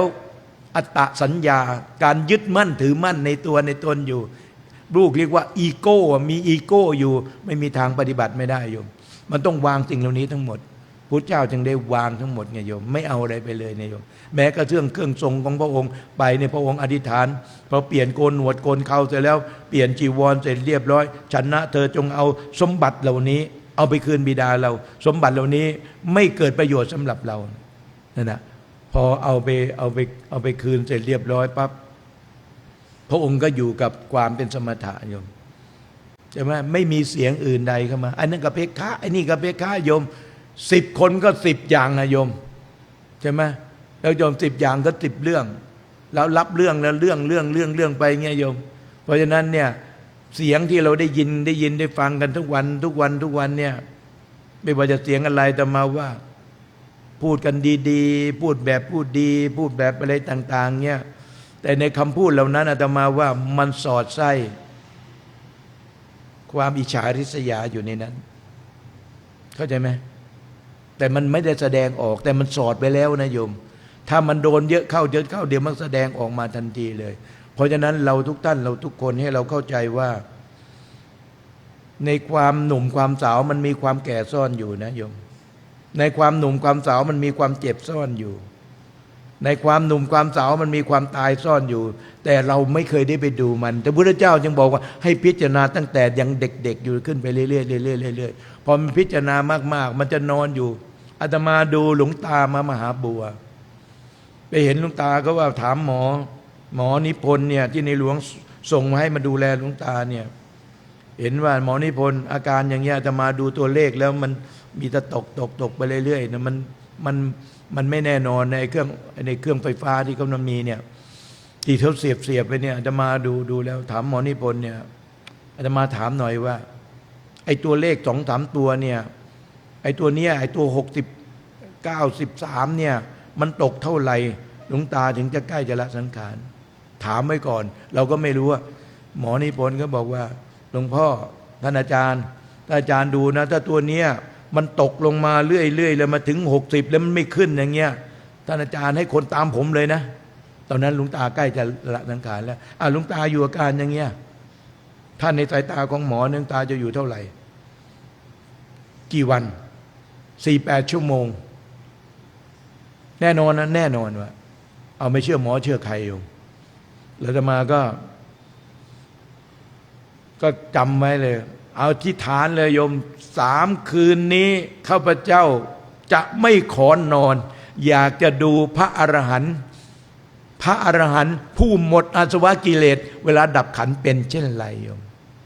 แต่มาก็ไม่นอนจิตมันตื่นมากเลยโยมเพราะมันจิตมันอยากรู้อยากเห็นมันตื่นมากเลยแต่เราไม่มีทางรู้เลยโยมถ้าไม่มีไอ้ตัวเครื่องที่เขาความดันอะไรหัวใจเต้นดังๆไม่รู้เลยโยมพอมันนั่นมาจริงๆปั๊บอาตมาก็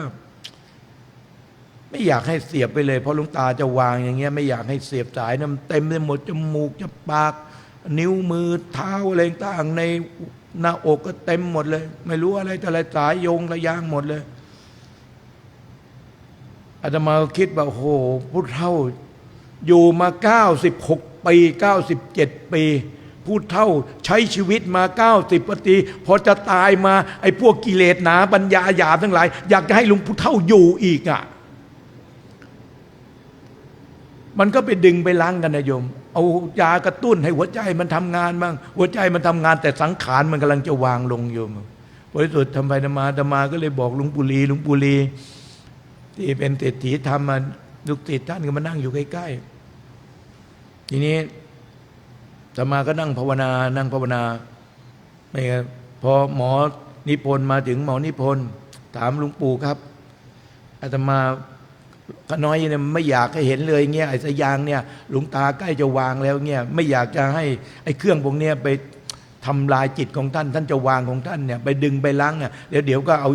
ยากระตุ้นมาฉีดใส่เนี่ยให้ขามกระดิกได้อะไรต่างกระดิกได้มันหัวใจมันจะวางแล้วขามันกระดิกเพราะน้ำยาพวกนั้นหลวงปู่ก็ลุกขึ้นคุกเข่าจะเตรียมจะกราบเอาหลวงปู่จะกลับเหรอเขากลับละได้กลับท่านก็นั่งหลับตานิ่งเฉยๆชินพอแม่ครูอาจารย์รักษาจิตได้เสมอมากอ้าวนี่หลวงปู่ลีแอบนั่งภาวนาไปดูจิตหลวงตานี่อาตมาเคยแอบไปดูข้างนอกมันมองดูไม่มีอะไรแต่ข้างในของท่านนี่มันสว่าง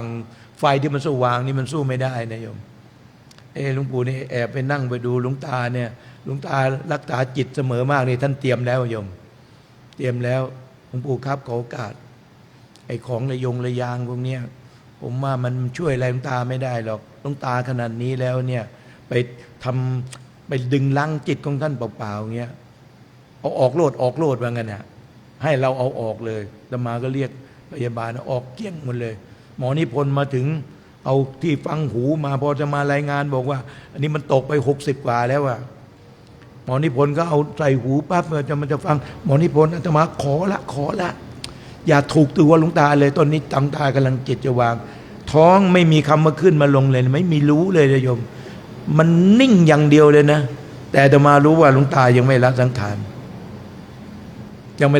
เพราะไอเห็นเครื่องนั้นมัน60มันก็ยังตกอยู่อย่างนั้นหัวใจมันก็ยังจืดไปแล้วยาวหรือก็จืดไปนั่นนะแล้วก็คอยดูอยู่นะแล้วก็บอกให้เอาออกให้หมดเลยเอาให้หมดออกหมดเสร็จเรียบร้อยหลวงปู่ให้ออกหมดแล้วที่หมอนิพนธ์ก็บอกขอเถอะอย่าไปถูกลวงหลวงตาเลยกายเราเนี่ยมันหยาบถ้าเราไปถูกปั๊บเนี่ยจิตท่านกำลังจะวางเนี่ยท่านก็จะดึงกลับมาอีกอย่างเงี้ยมันทำให้มันไม่ดีอ่ะแทนที่จะเป็นบุญกับเป็นบาปอย่างนั้นน่ะเรานั่งภาวนาดูดีกว่าแล้วก็นั่งภาวนาทุกคนก็เงียบไป3:53 นาทีโยม3:52เนี่ยเครื่องมันหยุดละเครื่องที่มันมีตัวเลขทั้งหมดแล้วมันเต้นตรงหมดเลยโยมศูนย์หมดทุกอย่างเลยแล้วมันก็ดังตีเราก็นิ่งเฉยฟ้าหญิงก็นั่งอยู่อย่างนี้อาตมานั่งอยู่นี้หลวงปู่อุ่นแล้วก็นั่งอยู่ปลายเท้านามาตรงนั่งอยู่ไหลฟ้าหญิงนั่งหลวงปู่นอนบนเตียงเราก็ตึ๊บพอ3:53 นาทีหมอนิพนธ์อยู่ปลายเท้าลมละเอียดของหลวงตาจริงๆหมดเวลาเท่าไหร่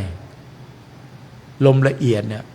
หลังจากไอ้ตัวนี้มันจับไม่ได้โยมเครื่องมันจับละเอียดไม่ได้หรอกมันจับได้แต่หยาบหมอนิพนธ์ก็ไม่กล้าตอบเพราะฟ้าหญิงอยู่ตรงนั้นเลยฟ้าหญิงก็ทูลกระหม่อมก็ลมละเอียดของท่านพ่อหมดจริงๆ3:53 นาทีจากที่มัน2:52นั่นน่ะไปอีก1 นาทีลมละเอียดจึงได้หมดนะเราก็คิดไว้ว่าที่เครื่องมันหยุดนั้นมันจับไม่หมดได้หรอกมันจับจิตไม่ได้หรอกจิตมันละเอียดกว่าเพราะนั้นก็นี่คือให้เรารู้ไว้ว่าทุกคนเนี่ยอารมณ์ทั้งหลายทั้งปวงเราต้องมีจิตอยู่เหนืออารมณ์ทำให้จิตของเราอยู่เหนืออารมณ์ให้ได้ถ้าจิตเราอยู่เหนืออารมณ์ใครจะมาพูดยังไงมันจะไม่ดึงกลับเข้ามาเพราะจิตมันอยู่เหนือไอ้คำพูดแบบนี้มันมีความหมายยังไงคำพูดแบบนี้มันมีความหมายยังไงท่านพ่อเฟื่องนั้นบอกว่าภาวนาให้ดูใจใจที่มันสงบมันเป็นยังไงใจที่ไม่สงบมันเป็นยังไงใจมีอารมณ์เป็นยังไงใจมีความโกรธเป็นยังไงใจมีความโลภเป็นยังไงใจมีความหลงเป็นยังไงให้ดูมันเรารู้ว่ามันไม่ดีแล้วเราจะเอาเข้ามาหาเราทำไมจริงๆเราแล้วนั่นแหละโยมไปยุ่งกับมันมากเกินไปโยมเพราะไอ้กิเลสของมนุษย์เราเนี่ยแหละอยากจะมีนั่นมีนี่แต่ลืมคิดไปว่าตอนนี้อายุเท่าไหร่แล้วไอ้ที่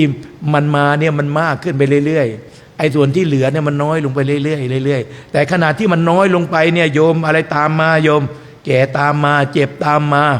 ใช่ไหมความอ่อนแอตามมาโรคทั้งหลายทั้งปวงตามมาหมดเลยโยมมาติดเพราะนั้นอวัยวะในร่างกายของเราทั้งหมดทุกคนทุกส่วนที่อยู่ในร่างกายของเราไม่มีอวัยวะส่วนใดเลยที่ไม่สำคัญหมดทุกอวัยวะทุกอย่างโยมไตมีปัญหาโยมสะเทือนทั้งกายไหมโยมข้าวกินไม่ได้นอนก็ไม่หลับอะไรต่างๆวุ่นวายไปหมดไม่ใช่วุ่นวายเท่าเรานะมันเดือดร้อนหมอเดือดร้อนลูกอะไรต่างๆเพราะฉะนั้นทุกสิ่งทุกอย่างในร่างกายตับมีปัญหาร่างกายก็เดือดร้อนอย่าไปบอกว่าสิ่งนี้ไม่สำคัญสิ่งนี้ไม่สำคัญไม่ใช่เพราะฉะนั้นทุกสิ่งทุกอย่างในร่างกายของเราสำคัญหมดทุกอย่างเราต้องดูแลมันอย่างดีมาดูแลมันอย่างดีแต่การดูแลมันอย่างดีขนาดไหนก็แล้วแต่มันไม่เชื่อเราหรอกโยมเพราะอะไรเพราะสังขารเป็นอนิจจังเกิดขึ้นตั้งอยู่แล้วก็ดับไปเพราะฉะนั้นเนี่ยตอนบนพรุ่งนี้อาตมาก็จะเทศไปสักหน่อยนึงแล้วก็จะพาโยมนั่งสมาธิภาวนาสักหน่อยนึงประมาณสัก15 นาที20 นาทีมันไม่ได้นานหรอกโยมพระพุทธเจ้าบอกว่าจิตเมื่อมันสงบเพียงแค่ช้างกระดิกหูงูแลบลิ้นความไวขนาดนั้นนะโยมถ้าจิตมันดับไปขนาดนั้นมันไปสวรรค์เลยนะโยมแม้แต่แค่ช้างกระดิกหูงูแลบลิ้นนะโยมเพราะฉะนั้นเนี่ยขอให้เราอยู่ในความสงบขณะนั้นเนี่ยขณะที่เรานั่งมีพ่อแม่ครูบาอาจารย์มาพานั่งภาวนามันต่างกันกับที่เรานั่งกันเองเห็นไหมเหมือนมีครูบาอาจารย์มาคอยคุมอยู่ว่าจิตมันก็ระวังเห็นไหมสติมันก็เริ่มสติที่มันเคยมีมั่งไม่มีมั่งมันก็มีสม่ำเสมอนะสติสมาธินะสติสัมปชัญญะมันทำงานร่วมกันแล้วสมาธิมันก็เริ่มมีแล้วก็มากขึ้นมันก็ค่อยๆดับไปพอกายเป็นหนึ่งจิตเป็นหนึ่งโยมพอกายเป็นหนึ่งจิตเป็นหนึ่งกายสงบจิตสงบเอาจิตเพ่งดูจิตเลยโยมจิตที่มันสงบมันมีความรู้สึกอะไรเกิดขึ้นกับเราปิติ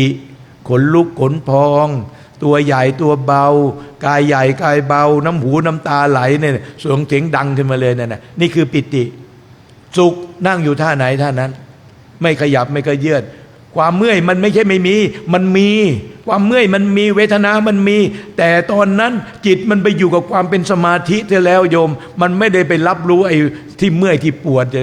ความสงบมันเกิดขึ้นเนี่ยนัตถิสันติพลังสุขขังเนี่ยสุขอื่นนอกจากความสงบไม่มีพอมันสงบปั๊บนี่พระพุทธเจ้าจึงบอกให้เข้าไปหาความสงบให้ได้ก่อนค่อยไปเจริญวิปัสสนาถ้าจิตไม่สงบโยมเจริญวิปัสสนาเชื่อถือไม่ได้โยมบางทีมันเฟ้อฝันไปแต่ถ้าจิตมันสงบปั๊บสมาธิอบรมปัญญาอบรมสมาธิเนี่ยเพราะนั้นพิจารณาธรรมต้องมีสมาธิเป็นฐานสมาธิแน่นปัญญาออกมาก็เชื่อถือได้ใช่ไหมถ้าฐานสมาธิไม่ดีปัญญาที่ออกมาก็เชื่อถือไม่ได้เพราะนั้นอาตมาก็อยากให้ทุกคนเนี่ยได้ทำสมาธิบ้างยิ่งอายุมากๆยิ่งดีโยมเพราะว่าลูกบ้างหลานบ้างอันนู่นบ้างเรื่องนี้บ้างงานคนนู้นบ้างงานคนนี้บ้างเนี่ยอาตมาว่าทุกคนควรจะทำงานให้สนุกไม่เกี่ยงงานจะมากขนาดไหนก็ทำไปนี่เขาเรียกว่าสนุกกับการทำงานนะทำงานให้สนุกแล้วเราจะมีความสุขกับการทำงานหนึ่งต้องเป็นคนดีและเป็นคนเก่งดีและเก่งสองต้องเป็นคนขยันทำในสิ่งที่หน้าที่ของเรารับผิดชอบมาไม่ต้องไปเกี่ยงใครหรอกใครจะอู้กับเรื่องของเขาเราก็ทำของเราไปโยมแล้วมันจะมีความสุขใช่ไหมสองขยันสามต้องเป็นคนกล้าคิดกล้าพูดกล้าแสดงออกกล้าตัดสินใจเราจะสามารถเป็นคนใหญ่เป็นโตได้ฉันทะความพอใจวิริยะเพียรจิตตะเอาใจฝักใฝ่วิมังสามันตรึกตรองเพราะฉะนั้นอิทธิบาท4คุณเครื่องแห่งความสำเร็จถ้ามันยีอยู่ในหัวใจของเราโยมจะปรารถนาอะไรโยมสามารถสำเร็จผลนั่นแหละนี่เรียกว่าธรรมะจริงสุขขังเสติผู้ประพฤติธรรมย่อมอยู่เป็นสุขเรารู้ว่าธรรมะดีจงเอาธรรมะนั้นมาใส่ใจของเราแล้วประพฤติปฏิบัติไปตามธรรมะ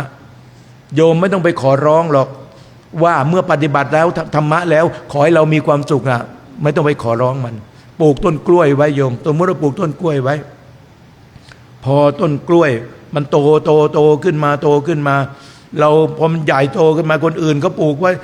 เขาปลูกเป็นเดียวกับเราเขาออกเครือแล้วเขาต้นเขานิดเดียวก็ออกเครือแล้วเราปลูกมานี่ต้นมันก็ใหญ่แต่มันไม่ออกเครือทีไม่ต้องไปจุดธูปขอมันหรอกโยมพอถึงเวลามันออกมันเองสมาธิก็เหมือนกันโยมทำไปเรื่อยๆทำไปเรื่อยๆไม่ต้องไปขอร้องว่าไม่ต้องไปขอมันขอให้เกิดความสงบยิ่งไปขอมันยิ่งไม่สงบใหญ่เลยโยมต้องจิตมันต้องวางทั้งหมดทุกสิ่งทุกอย่างวางอารมณ์ที่เกิดขึ้นกับจิตใบวิตกไม่วิจารณ์แล้วต้องไม่มีต้องไม่ทำนะโยมคิดไปอย่างเดียวคือพุทโธพุทโธพุทโธอย่างเดียวดูลมไปอย่างเดียวพอกายเป็นหนึ่งจิตเป็นหนึ่งกายอิ่มจิตอิ่มเอาจิตเพ่งดูจิตเลยเพ่งไปเพ่งมาเพ่งไปทุกสิ่งทุกอย่างเกิดขึ้นวุ่นวายในโลกนี้ทั้งหมดมาจากจิตตัวเดียวเลยโยมมโนปุพังเข้ามาธรรมาที่ธรรมาบอกไปเมื่อกี้มโนปุพังเข้ามามามโนเศรษฐามโนมยามนัสสาเจปสันเนนะพาตติวากโรติวาตะโตนางสุขมโนเวติฉายาวะนุปายนีทำทั้งหลายมีใจเป็นใหญ่มีใจเป็นหัวหน้าสำเร็จด้วยใจตาไม่ได้ขยันสมองไม่ได้ขยันมือไม่ได้ขยันปากไม่ได้ขยันไอ้สิ่งที่ขยันนี่ใจนี่มือไม่ได้ละเอียดสมองไม่ได้ละเอียดแต่จิตมันละเอียดจิตมันละเอียดขนาดไหนแล้วนี่แหละพระพุทธเจ้าจึงตรัสว่าจิตเตสังกฤตเตสุคติปาติกังขาจิตเมื่อได้รับการฝึกฝนอบรมมาดีแล้วสิ่งที่พึงปรารถนาได้ทั้งหมดทุกสิ่งทุกอย่างไม่มีอะไรจะเหนือสิ่งนี้ได้มันมีเหตุมีผลของมันอยู่ทุกมันก็มีของมันมาอยู่เพราะฉะนั้นเราทุกท่านเราทุกคนแสงสว่างดวงดาวดวงเดือนรวมกันดวงดาวรวมกันเข้าทั้งหมดในโลกใบนี้ก็สู้แสงสว่างดวงเดือนดวงเดียวไม่ได้แสงสว่างดวงดาวดวงเดือนรวมกันเข้าก็สู้แสงสว่างดวงพระอาทิตย์ดวงเดียวไม่ได้แสงสว่างดวงดาวดวงเดือนดวงพระอาทิตย์รวมกันเข้าก็สู้แสงสว่างแห่งปัญญาที่พุทธเจ้าไม่ได้เมื่อเรามีปัญญาแล้วแสงสว่างอื่นใดก็สู้แสงสว่างแห่งปัญญาไม่ได้เพราะฉะนั้นโลกที่เรียนกันมาก็พอมีมากๆก็มากอดโลกไว้มากอดไว้ความรู้ทั้งหลายท่านมีอยู่แต่สำหรับพระพุทธเจ้ารู้แล้วทุกสิ่งทุกอย่างพอรู้เสร็จเรียบร้อยพอเพ่งไปเพ่งมาเกิดความรู้ขึ้นรู้อะไรว่าทุกสิ่งทุกอย่างในตัวของเราที่มนุษย์ปรุงแต่งขึ้นธรรมชาติปรุงแต่งขึ้นล้วนแล้วแต่เป็นอนิจจังทุกขังอนัตตาทั้งสิ้นพอรู้เสร็จเรียบร้อยเกิดความรู้ตรงนั้นปล่อยความรู้ทั้งหมดไม่ให้เหลือโยมแม้กระทั่งความรู้ในปัจจุบันนะที่ไม่เคยรู้มาได้รู้เหมือนกันว่าสิ่งที่อยากจะทำได้ทำแล้วสิ่งที่ต้องทำต่อไปไม่ต้องทำอีกแล้วสิ่งที่มันเต็มมันได้เต็มแล้วมันสมบูรณ์แล้วเราต้องทำต่อไปใช่ไหมพอไม่ทำอะไรเสร็จเดียวแล้วพระเจ้าบอกให้วางลงทั้งหมดอาตมาว่านั่นคือนิพพานนะแต่โลกไม่ได้นะโลกสอนให้ยึดติดนะโลกแล้วไม่มีคำว่าจบใช่ไหมโยมว่าโยมเป็นด็อกเตอร์โยมต้องเติมวิชาของโยมเรื่อยไหมพอโยมใช้ไปเรื่อยๆแล้วก็จะสอนคนก็ต้องไปเติมมาใหม่เรื่อยๆแต่สำหรับพระเจ้าจบแล้วจบเลยนะโยมนิพพานแล้วนี่สูงแล้วไม่มีคำว่าต่ำขาวแล้วไม่มีคำว่าดำยาวแล้วไม่มีคำว่าสั้นสะอาดบริสุทธิ์แล้วจะไม่มีคำว่าสกปรกอีกต่อไปเพราะฉะนั้นคนที่จะไปกล่าวหาพระอรหันต์ทั้งหลายทั้งปวงว่าเป็นผู้ยังมีกิเลสอยู่กล่าวไม่ได้โยมเป็นผู้ขาดสติก็กล่าวไม่ได้ท่านทำตัวเหมือนไม่มีอย่างหลวงปู่แหวนเนี่ยยิ้มเฉยหลวงปู่ขาวนะโยมขาวนาลโยเนาะขาวนาลโยนะพระธรรมกองเพลนนะก็บอกว่าฝรั่งนี่ก็บอกว่าไม่เคยกราบพระไม่เคยไหว้พระถ้าไปเจอหลวงปู่ขาวเนี่ยฝรั่งที่ไม่เคยกราบพระไหว้พระต้องกราบเลยไม่ต้องมีใครบอกเลยเห็นคนนู้นก็กราบตัวเองก็กราบเลยเพราะว่าความเมตตาของท่านเมตตาหลวงปู่ขาวนี่เป็นเมตตาที่สุดเพราะนั้นหลวงปู่ม่านเดินทางไปเที่ยวป่าด้วยกันไปเจอช้างกำลังกินใบไผ่อยู่แล้วมีช่องเดียวนะโยมที่จะผ่านไปเนี่ยแต่ท่านต้องเดินผ่านไปตรงนั้นถ้าไม่เดินผ่านไปนั้นตกกลางคืนไปอยู่แถวนั้นผีกองกอยเอาไปกินตายหมดในเจ้าเสือในผีกองกอยอย่างเงี้ยหลวงปู่มั่นก็ต้องบอกว่าในทั้งไปกันทั้งหมดเนี่ยพระไปทั้งหมดเนี่ยไม่บอกท่านขาวไปบอกพี่น้องหน่อยบอกขอทางหน่อยงั้นนะหลวงปู่ขาวก็ไปเลยนะโยมไปด้วยความเมตตาที่มันมีอยู่นั้นก็แผ่เมตตาให้กับช้างเนี่ยช้างบอกพี่ชายขอทางหน่อยจะขอผ่านเส้นทางนี้พี่ชายขอทางหน่อยหลบให้หน่อยนะ ปรากฏว่าช้างหยุดแต่ไม่ขยับไปไหนอ่ะทีนี้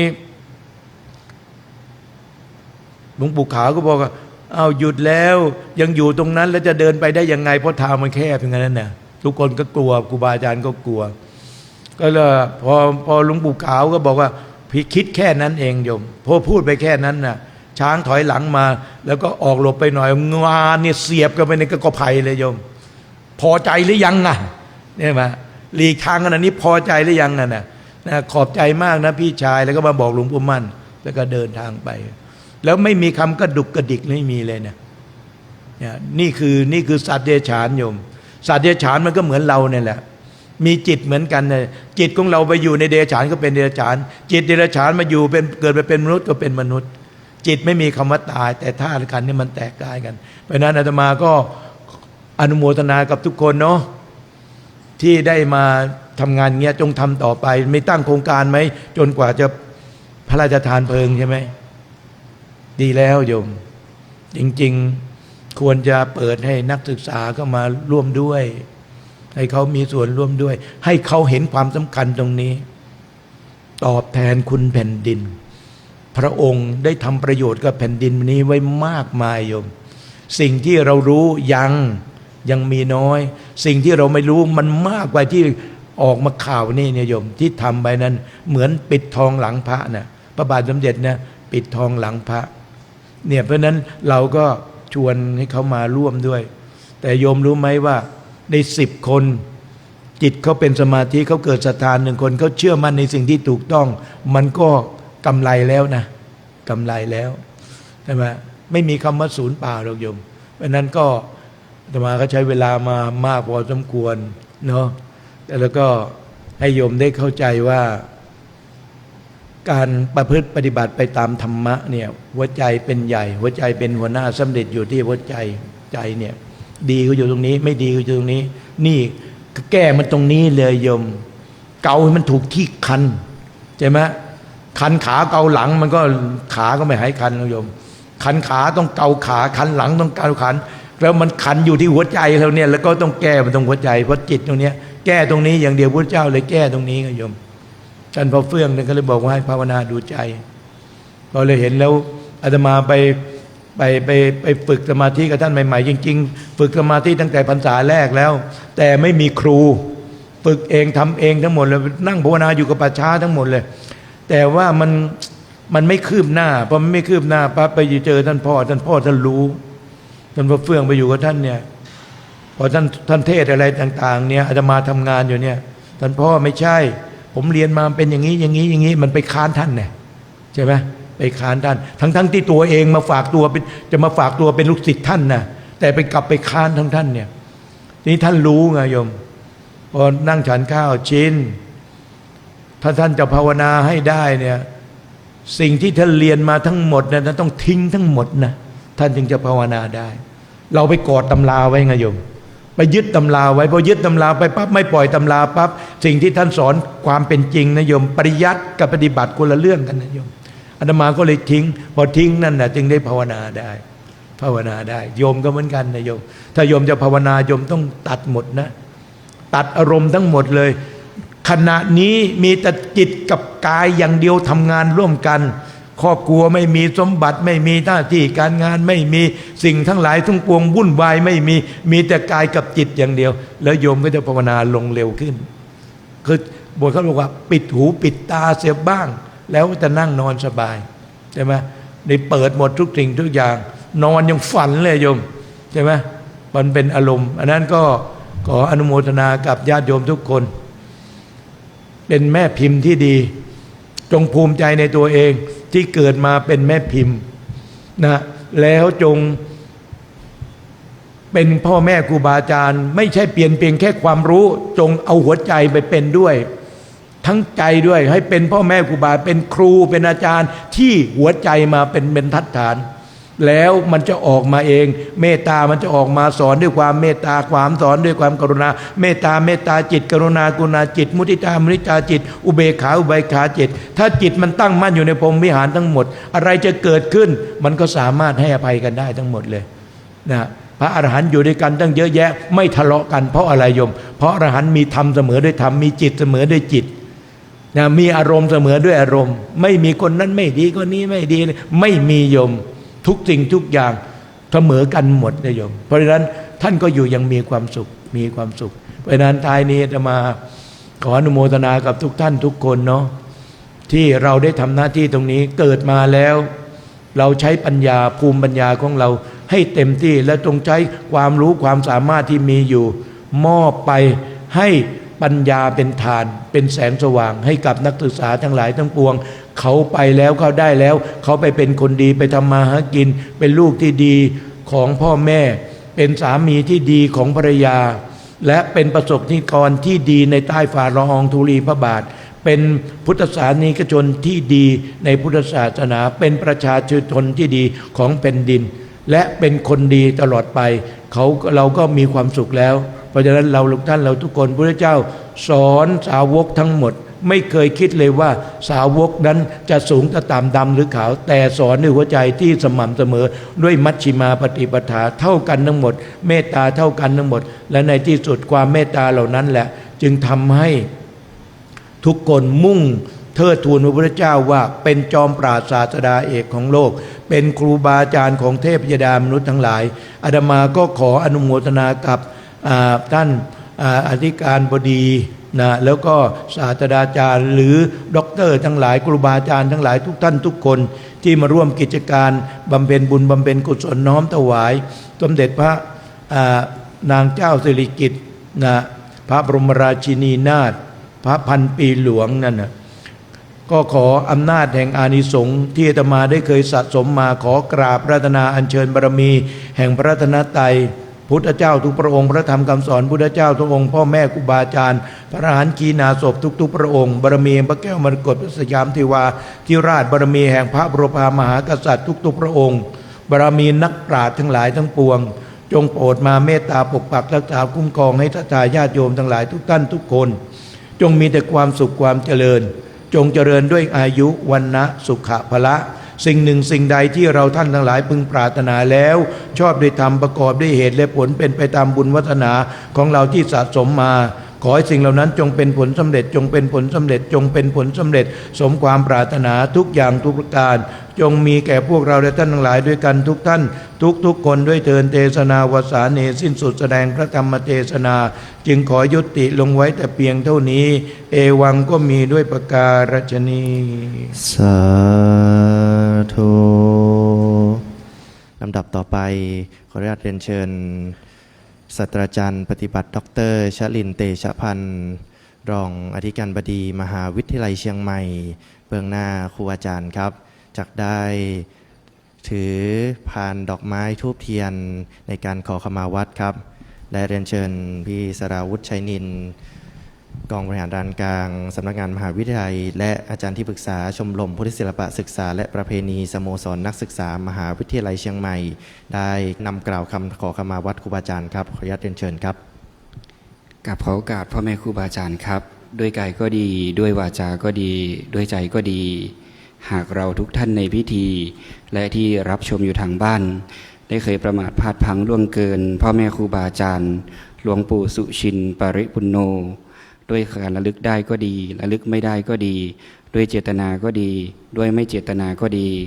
ตลอดสังสารวัฏตราบจนปัจจุบัน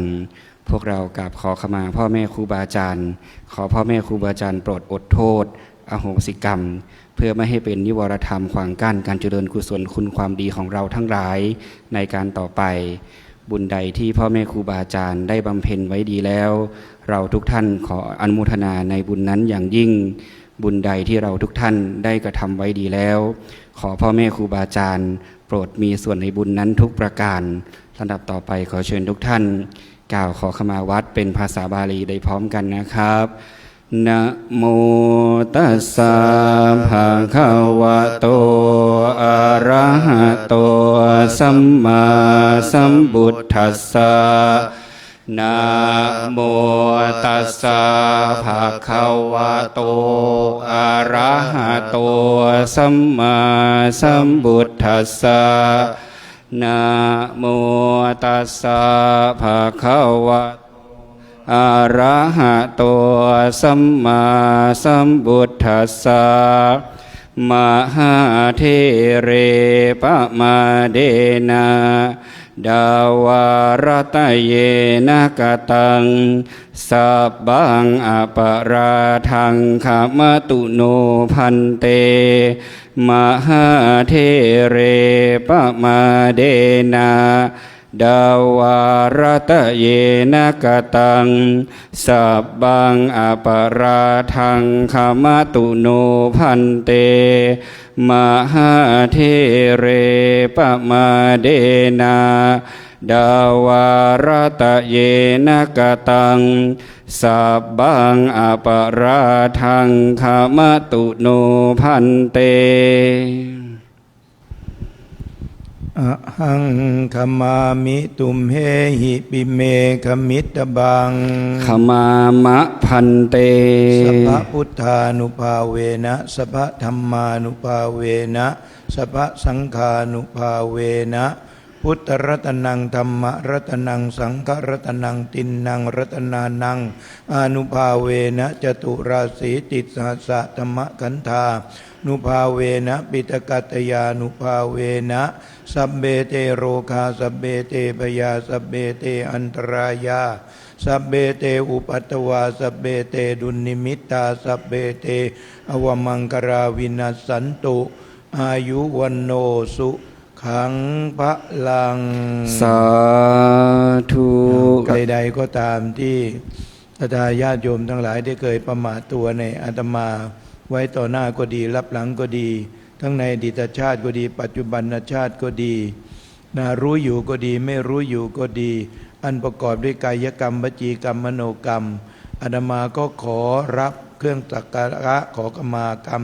นั้นไปแล้วก็ขออโหสิกรรมให้กับศรัทธาญาติโยมทั้งหลายทุกท่านทุกคนจงมีแต่ความสุขและความเจริญแล้วแคล้วคลาดปลอดภัยจากอุบัติเหตุใดๆทั้งปวงจงเจริญด้วยอายุวรรณะสุขะพละอายุทุกคนจงยืนยาวก้าวสุดขั้นวรรณะนั้นเปล่งปลั่งดังเลขาขอญาติโยมทุกท่านทุกคนจงมีสุขยิ่งสิ่งวัฒนาพละจงเป็นกำลังยั้งโรคภัยปฏิภาณด้านปัญญาก้าวหน้าล้นจะสารท่วมท้นล้นโอ่งไหลขอให้สมบัติของญาติโยมทุกท่านทุกคนที่มาร่วมในงานทำบุญน้อมอุทิศถวายเป็นพระราชกุศลแด่สมเด็จพระนางเจ้าพระพันปีหลวงในวันนี้จงมีสุขยิ่งและปลอดภัยอาโยมประสงค์สิ่งใดจงสมหวังจงสมหวังจงสมหวังทุกท่านทุกคนเถิดสาธุ